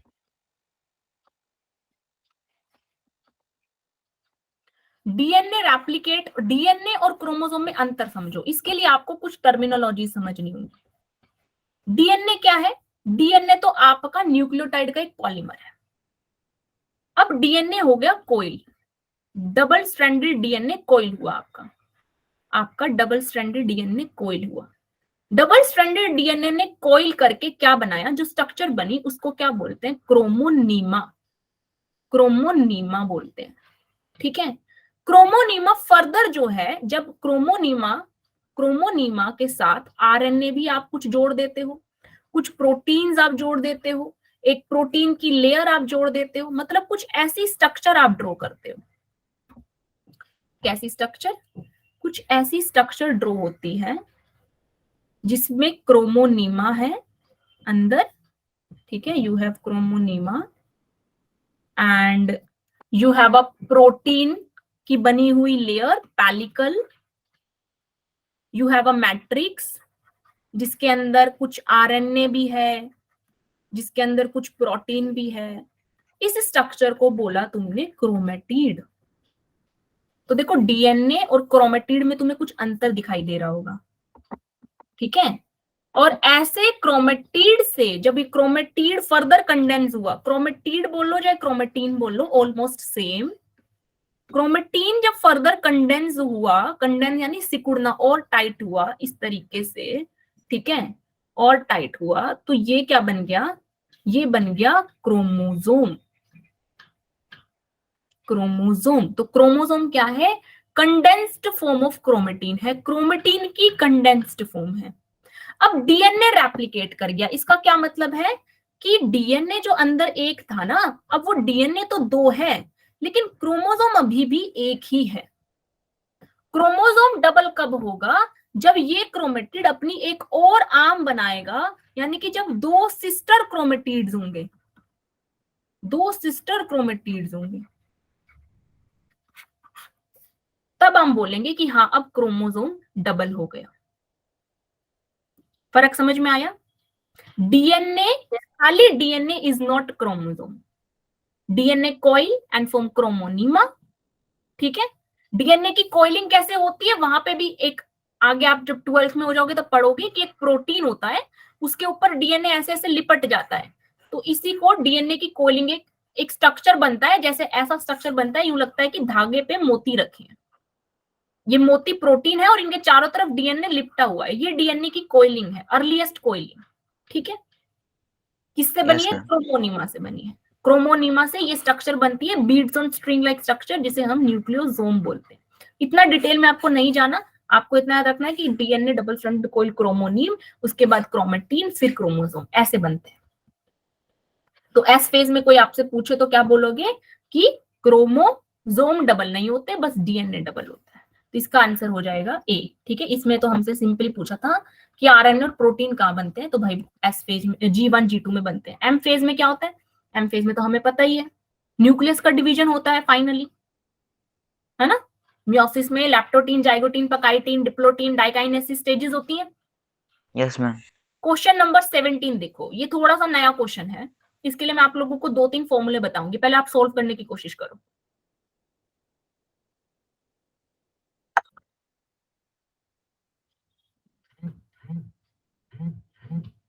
हाँ जी, हो रहा है solve.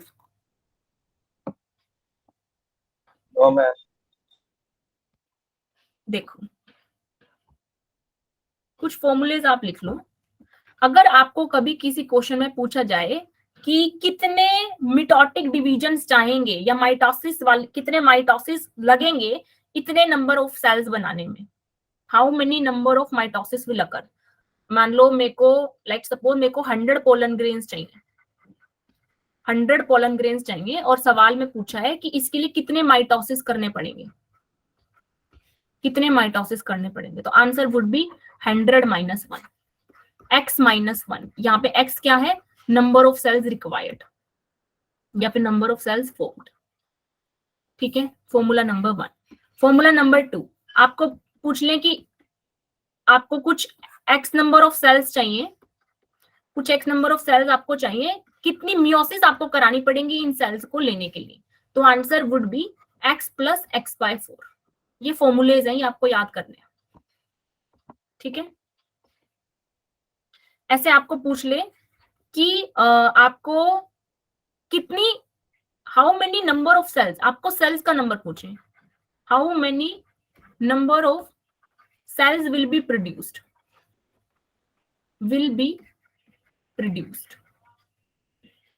after n number of meiosis, तो फॉर्मूला विल बी 2 की पावर n। ठीक है, अब इस सवाल में क्या है, इस सवाल में हमें दे रखा है कि कितनी हैप्लॉइड सेल्स प्रोड्यूस होंगी, लिख लिया। Yes ma'am.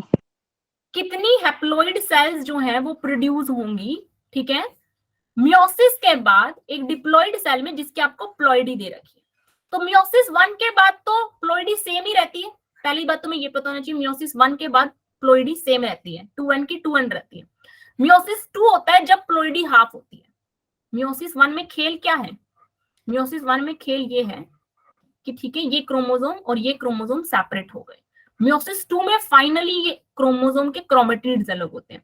तो यहाँ आपकी प्लॉइडी हाफ हुई है, यहाँ पे आपकी प्लॉइडी हाफ हुई है। ठीक है, यहाँ पे तो आपके पास अभी भी 2 क्रोमोसोम्स हैं, यहाँ पे प्लॉइडी 2n रहती है, यहाँ प्लॉइडी क्या होती है, यहाँ प्लॉइडी हाफ होती है आफ्टर मियोसिस 2। तो मियोसिस 2 के बाद प्लॉइडी हाफ हो गई, यानी कि n नंबर ऑफ क्रोमोसोम हो गए। तो यहाँ मियोसिस 2 जब हो जाएगी तो 4 डॉटर सेल्स बनेंगी, ईच डॉटर सेल की प्लॉइडी कितनी होगी, 6 होगी। अगर डिप्लॉइडी जो आपको दे रखा है नंबर वो 12 दे रखा है, तो उसका हाफ करोगे आप तो 6 आएगा। तो हैप्लॉइड सेल कितनी होगी, 6 होगी। ठीक है, तो आपको नंबर ऑफ सेल्स निकालनी है, तो 2 की पावर आप n कर दोगे, तो 2 की पावर क्या करनी है, 6 करनी है। The answer would be 64। ठीक है, क्वेश्चन नंबर 18 देखो, question number 18, RH negative factor arises, problem कब अराइज होगी, जब blood of 2 RH positive and RH negative mix up during option A और सी। टेस्ट ट्यूब में तो कोई A. सिस्टम होता नहीं है। ये सवाल आया ma'am D. Ma'am D. Yes ma'am. ठीक है ना। At the end of joint diastole right ventricle is, इस वाली स्लाइड पे आ जाओ। देखो मैंने आपको बताया था यहाँ पे जॉइंट डायस्टोल, मुझे बताओ कहाँ होगा। जॉइंट डायस्टोल मतलब वो स्टेट जहाँ पे आर्टरिया और वेंट्रिकल दोनों रिलैक्स है। आर्टरी और वेंट्रिकल दोनों कहाँ रिलैक्स है? इनमें से कौन से? 1 के पास रिलैक्स्ड हो गई है। यहां से ये 0.3 के बाद ये वाली जो फेज है यहाँ पे दोनों बंदे रिलैक्स्ड हैं 0.4, है ना? क्योंकि Yes, यहाँ ma'am. आर्टरिया सिस्टोल है, यहाँ वेंट्रिकल का सिस्टोल है, तो ये वो स्टेज है जहां दोनों का डायस्टोल है। तो जॉइंट डायस्टोल हमें समझ में आ गया। क्या लिखा है कि जब जॉइंट डायस्टोल होता है तब राइट वेंट्रिकल कितने ब्लड से भरा हुआ है? 1/3 फिल्ड है ब्लड से, 2/3 फिल्ड है, कंप्लीटली फिल्ड है? आप ही बताओ। जब आर्टरिया रेस्ट में होता है और वेंट्रिकल भी रेस्ट में होता है, तो मैंने बताया था 75% ऑफ ब्लड पंप कर दिया जाता है वेंट्रिकल में without any systole, without any contraction. 75% का मतलब कितना? 75/100 कर लो, कितना है? 25 3 जा, क्या आएगा इसका? सी। सी आएगा ना, 2/3। Yes ma'am. हाँ डिवाइड कर लोगे तो सही है, 2/3 आएगा। 2/3 फिल्ड बाय ब्लड। कंप्लीटली नहीं होगा, फुल एम्प्टी भी नहीं होगा, 1/3 भी नहीं होगा। कितना? 75%। Next is reason for chromosomal movement in anaphase. बस एक दो सवाल और देखेंगे, ठीक है? मुझे पता है आप लोग भी थोड़ा थक गए हो। बाकी के सवाल फिर हम नेक्स्ट क्लास में करेंगे। थोड़े से सवाल और बता के जाओ। Reason for chromosomal movement in anaphase. Anaphase में क्रोमोसोम क्यों मूव कर रहे हैं? बताओ क्यों मूव कर रहे हैं एनाफेज में क्रोमोसोम? एस्ट्रल रेज के कारण, काइनेटोकोर के कारण, सेंट्रियोल के कारण, कि kinetochore and spindle fibres? Of course kinetochore and spindle ma'am fibres. D. D. Kinetochore क्या होता है? ये होता है बीच में जो होता है, इसे बोलते हैं सेंट्रोमियर। मैम ये जो मैम स्पिंडल जहाँ फाइबर पर होते हैं स्पिंडल काइनेटोकोर से फाइबर्स अटैच होते अटैच हैं। होती है ना, उस पॉइंट को वो काइनेटोकोर। काइनेटोकोर बोलते हैं। ये जो मैंने ये जो स्ट्रक्चर बनाया है ये काइनेटोकोर है, ठीक है? ये काइनेटोकोर है और यहाँ से स्पिंडल फाइबर्स निकल रहे हैं, यहाँ से स्पिंडल फाइबर निकल रहे हैं। ये जो स्ट्रक्चर बना है ना, ये सितारे के जैसा जो स्ट्रक्चर लगता है, स्पिंडल फाइबर्स निकल रहे हैं चारों तरफ, इसे एस्ट्रल रे बोलते हैं। तो आपको टर्मिनोलॉजी क्लियर होनी चाहिए कि एस्ट्रल रे क्या है। सेंट्रियोल क्या है? ऐसे दो सेंट्रियोल एक दूसरे से अटैच है प्रिपेंडिकुलरली और जो स्ट्रक्चर बनता है उसे बोलते हैं सेंट्रोसोम। तो सेंट्रियोल जो है वो यूनिट है सेंट्रोसोम की। एक सेंट्रोसोम में 2 सेंट्रियोल है, ठीक है? यस बात समझ में आ रही है? Question number 21, which of the following statement is correct? सही बात क्या है? DNA synthesize throughout the cell cycle, पूरी सेल साइकिल में, G1 G2 S फिर प्रोटीन। गलत, गलत बात है, नहीं। Cell division is inhibited by cytokinin. इसके लिए मैं आप लोगों को एक एक्स्ट्रा पॉइंट लिखवाऊंगी। आप लोगों को क्या लगता है, सही है कि गलत है? वैसे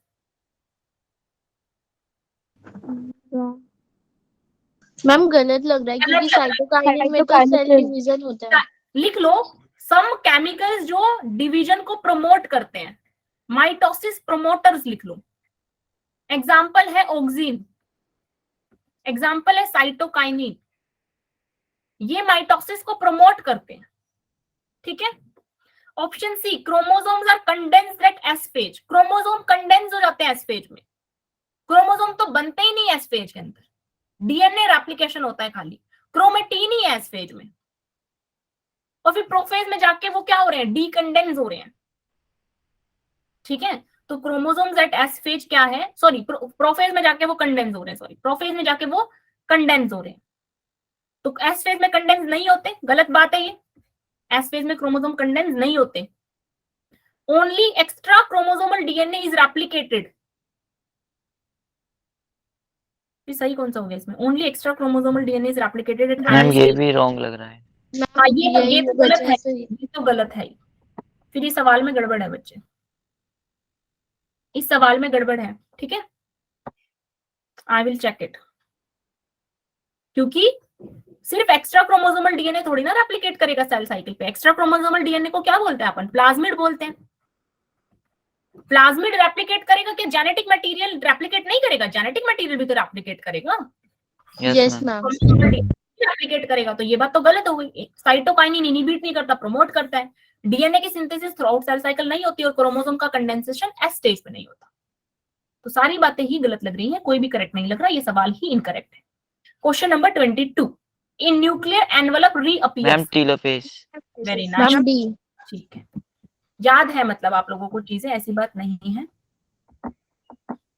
25 तक हम करेंगे, ठीक है, and then we will end the class. Question number 23, consider the following statement with respect to photosynthesis and identify the correct statement. Correct आप लोगों को पहचानना है कौन सा है। पहला CO2 एक्सेप्टर C4 में PGA है, बताओ। CO2 को पकड़ा और पकड़ के जकड़ा किसने? C4 में कौन है जो CO2 को पकड़ता है? कौन है वो? रुबिस्को तो एंजाइम है, वो कंपाउंड कौन सा है? C3 में तो RUBP था। कौन सा कंपाउंड है बच्चों? ऑक्सैलो एसिटिक एसिड, भूल गए क्या?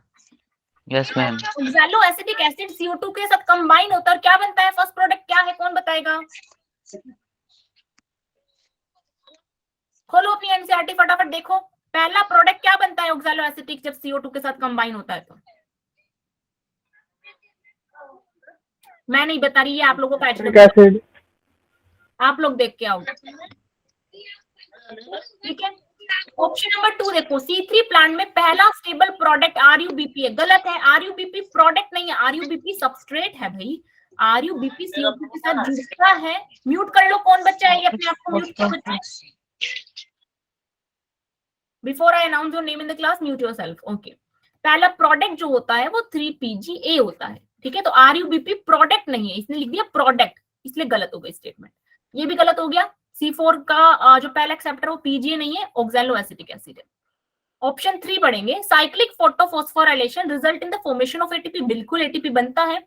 Oxygen which is liberated during photosynthesis comes from water. बिल्कुल वाटर से आता है, यानी कि third and fourth is correct. देख लो कौन सा, सी वुड बी द MC। बिल्कुल। Question number 24, read the following 4 statement. इनको पढ़ो और बताओ कि कौन सा स्टेटमेंट सही है, कौन सा स्टेटमेंट सही है। Z scheme of light reaction PS1 में हो जाती है, खाली PS1 है तो जेड स्कीम हो जाएगी? No ma'am. No ma'am. सिर्फ PS1 ही साइक्लिक फोटोफॉस्फोराइलेशन में काम करता है क्या? सिर्फ PS1 काम करता है साइक्लिक फोटोफॉस्फोराइलेशन में? No ma'am. Yes ma'am. Yes ma'am. Yes ma'am, मैंने ऐसे करके बोला था नो मैम। साइक्लिक फोटोफॉस्फोराइलेशन में और कौन काम कर रहे हैं? PS1 PS1। चला और घर में ही लौट के आ गया, घर से चला और घर में ही लौट के आ गया, PS1 काम करता है, ठीक है। तो सेकंड स्टेटमेंट सही है। Cyclic photophosphorylation result in synthesis of ATP और NADPH2। ये होगा। NADPH2 बनेगा साइक्लिक में? नो मैम, साइक्लिक में नहीं बनता। मैम NADPH बनता है। अच्छा, साइक्लिक में, वाह भाई वाह। मैम नॉन साइक्लिक में बनता है NADPH। हाँ मैम NADPH, ATP बनता है बस। हाँ मैम वो कंपाउंड भी गलत लिखा है, NADPH2 लिखा है। NADPH2 भी बोल सकते हो, NADPH+H+ भी बोल सकते हो, एक ही बात है। मैंने बताया ना, जो फोटोलिसिस का एक प्रोटॉन होता है वो भी जुड़ जाता है, तो NADPH2 बोलना गलत नहीं है, NADPH2 बोल सकते हैं, मैम A है। ठीक है। आंसर इसका ये गलत इसलिए है, थर्ड स्टेटमेंट रॉन्ग इसलिए क्योंकि यहाँ साइक्लिक लिख दिया बच्चे, साइक्लिक में नहीं बनता NADPH2, ठीक है। क्वेश्चन स्टेटमेंट 4 पढ़ो, स्ट्रोमा लैमेली में PS2 नहीं होता और NADP भी नहीं होता। स्ट्रोमा लैमेली में ठीक लिखा है, PS2 नहीं होता। Yes ma'am. PS2 stroma lamellae में नहीं होता और NADP भी नहीं होता। तो स्टेटमेंट 4 भी सही है एंड सेकंड भी सही है, तो A would be the right answer. किसी को डाउट है इस सवाल में? किसी का दिमाग का जला गया? ठीक है, सब कुछ क्लियर यहाँ तक। और क्वेश्चन 25 तुम्हारे पेपर में आया हुआ है, याद आ रहा है? एक टेस्ट पेपर में आया था ये सवाल। Yes ma'am. किस किस को याद आ रहा है? दिमाग की घंटी बज रही है। लिखा है कि ATP और NADPH को हमने क्लोरोप्लास्ट से निकाल लिया और उनको लाइट दी हमने। उसके बाद हमने उनके ऊपर एक हर्बिसाइड डाला। तो जो एक्सपेरिमेंट हमने किया उसका ग्राफ यहाँ बना रखा है। तो इस ग्राफ को देख के आपको क्या अंदाजा लग रहा है? तो तुमने जब हर्बिसाइड डाला है, तो ATP के साथ क्या सलूक हुआ है? जब तुमने लाइट डाला था तो एटीपी बढ़ा, हर्बिसाइड डालने पे तुम्हारा एटीपी बढ़ नहीं रहा, उतना का उतना है। जब तुमने NADPH के साथ हर्बिसाइड ने क्या सलूक किया, लाइट जब थी तब तो NADPH बन रहा था, यानी कि बढ़ रहा था। हर्बिसाइड तुमने डाल दिया तो NADPH घटने लग गया, NADPH घटने लग गया, यानी कि NADP प्लस से NADPH नहीं बन रहा है।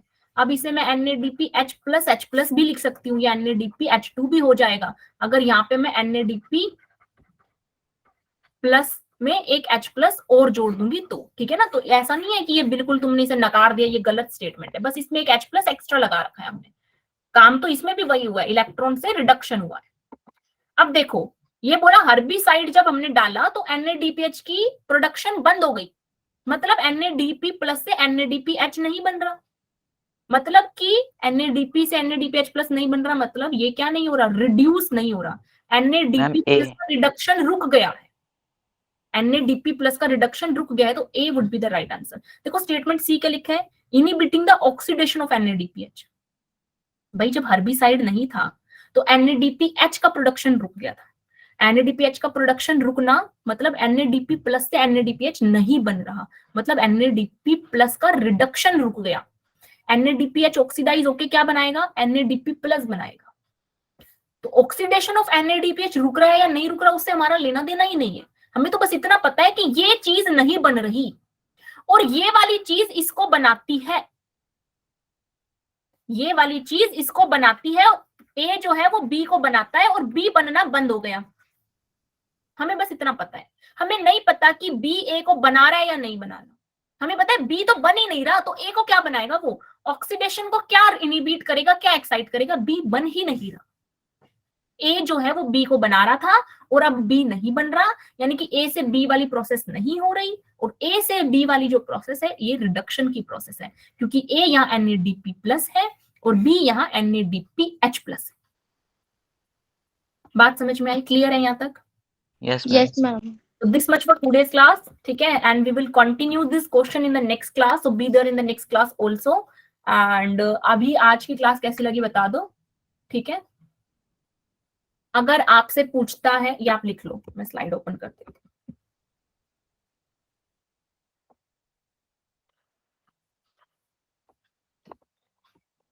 ओके, तो क्लास कैसी लगी कमेंट बॉक्स में बता दो, and then we will end the class. कोई डाउट है तो पूछ लो।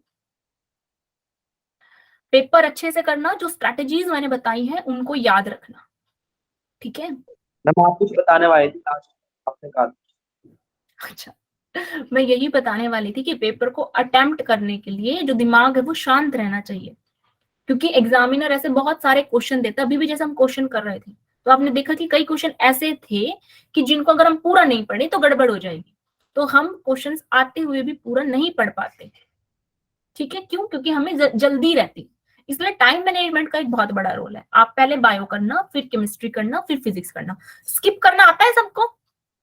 Yes, Yes, ma'am. ma'am. ठीक है ना, सबको आता मैम है। बता दीजिए एक बार। आपके राइट हैंड कॉर्नर पे 3 डॉट्स होती हैं, उसको आप क्लिक करोगे तो सारे क्वेश्चंस ओपन होंगे। आप क्वेश्चन 1 भी खोल सकते हो, 2 भी, 3 भी, 4 भी, 5 भी, कोई भी। तो जहां से आपकी बायो स्टार्ट होती है, जिस क्वेश्चन से, आप डायरेक्टली उस क्वेश्चन पे क्लिक करो तो आपके बायो के क्वेश्चंस खुल जाएंगे। फिर आप नेक्स्ट नेक्स्ट करके अपने बायो के क्वेश्चन खोलो। और एक और चीज, मेरे पास बहुत बच्चों का मैसेज आता है एंड दे से कि मैम हमारा नंबर इसलिए कम आया क्योंकि हम ना सेव और नेक्स्ट नहीं करके आए, सिर्फ नेक्स्ट करके आए। बच्चे इसको एक बहाने के तौर पे पेश करते हैं। मैं ये नहीं बोल रही ऐसा हुआ नहीं होगा, आप झूठ बोल रहे हो, सच बोल रहे हो, आप हुआ होगा ऐसा। लेकिन आप इसे सेटिस्फाई नहीं कर सकते अपने आप को इस बहाने से कि मेरे को तो इस वजह से मेरे नंबर कम आए। ये तो बहुत ही घटिया मिस्टेक है, एक ब्लंडर है ये। आप मेन एग्जाम में जाओगे, आपकी 2 साल की मेहनत सिर्फ इसलिए वेस्ट कर जाओगे कि आपने OMR फिल नहीं किया, आपने वहां पे पोर्टल पे सेव नहीं किया। ऐसा आप अफोर्ड ही नहीं कर सकते। तो No, इन चीजों का आपको बहुत ध्यान रखना है, ठीक है ना। सेव और नेक्स्ट करना है। आप सोचो सिर्फ इतनी सी गलती से आपकी पूरी मेहनत वेस्ट, ऐसा तो बिल्कुल नहीं करना कि पेपर आता था और सेव और नेक्स्ट वाले चक्कर से नंबर नहीं आए हमारे। तो उस चीज का ध्यान रखना है। और अपनी एक मिस्टेक नोटबुक बना लो और अपने शॉर्ट नोट्स बनाना शुरू करो। अपनी NCERT में ही स्टिकी नोट्स लगा के पेस्ट करा करो, छोटे छोटे पॉइंट्स जो इंपॉर्टेंट बताए जाते हैं, जैसे कोई फॉर्मूला बताया, जैसे अभी मैंने यही फॉर्मूला बताया, अब NCERT में जाके लिख लो, एक पेज पे इसको पेस्ट कर लो। तो क्या हुआ, आपकी NCERT में ही वो सामान आ गया। ठीक है दीपक, okay. Bye bye to all of you. Have good studies and all the best for your exams. And we will meet tomorrow also. Yes, ma'am. Ma'am Okay. Thank you, ma'am. Welcome, बच्चे.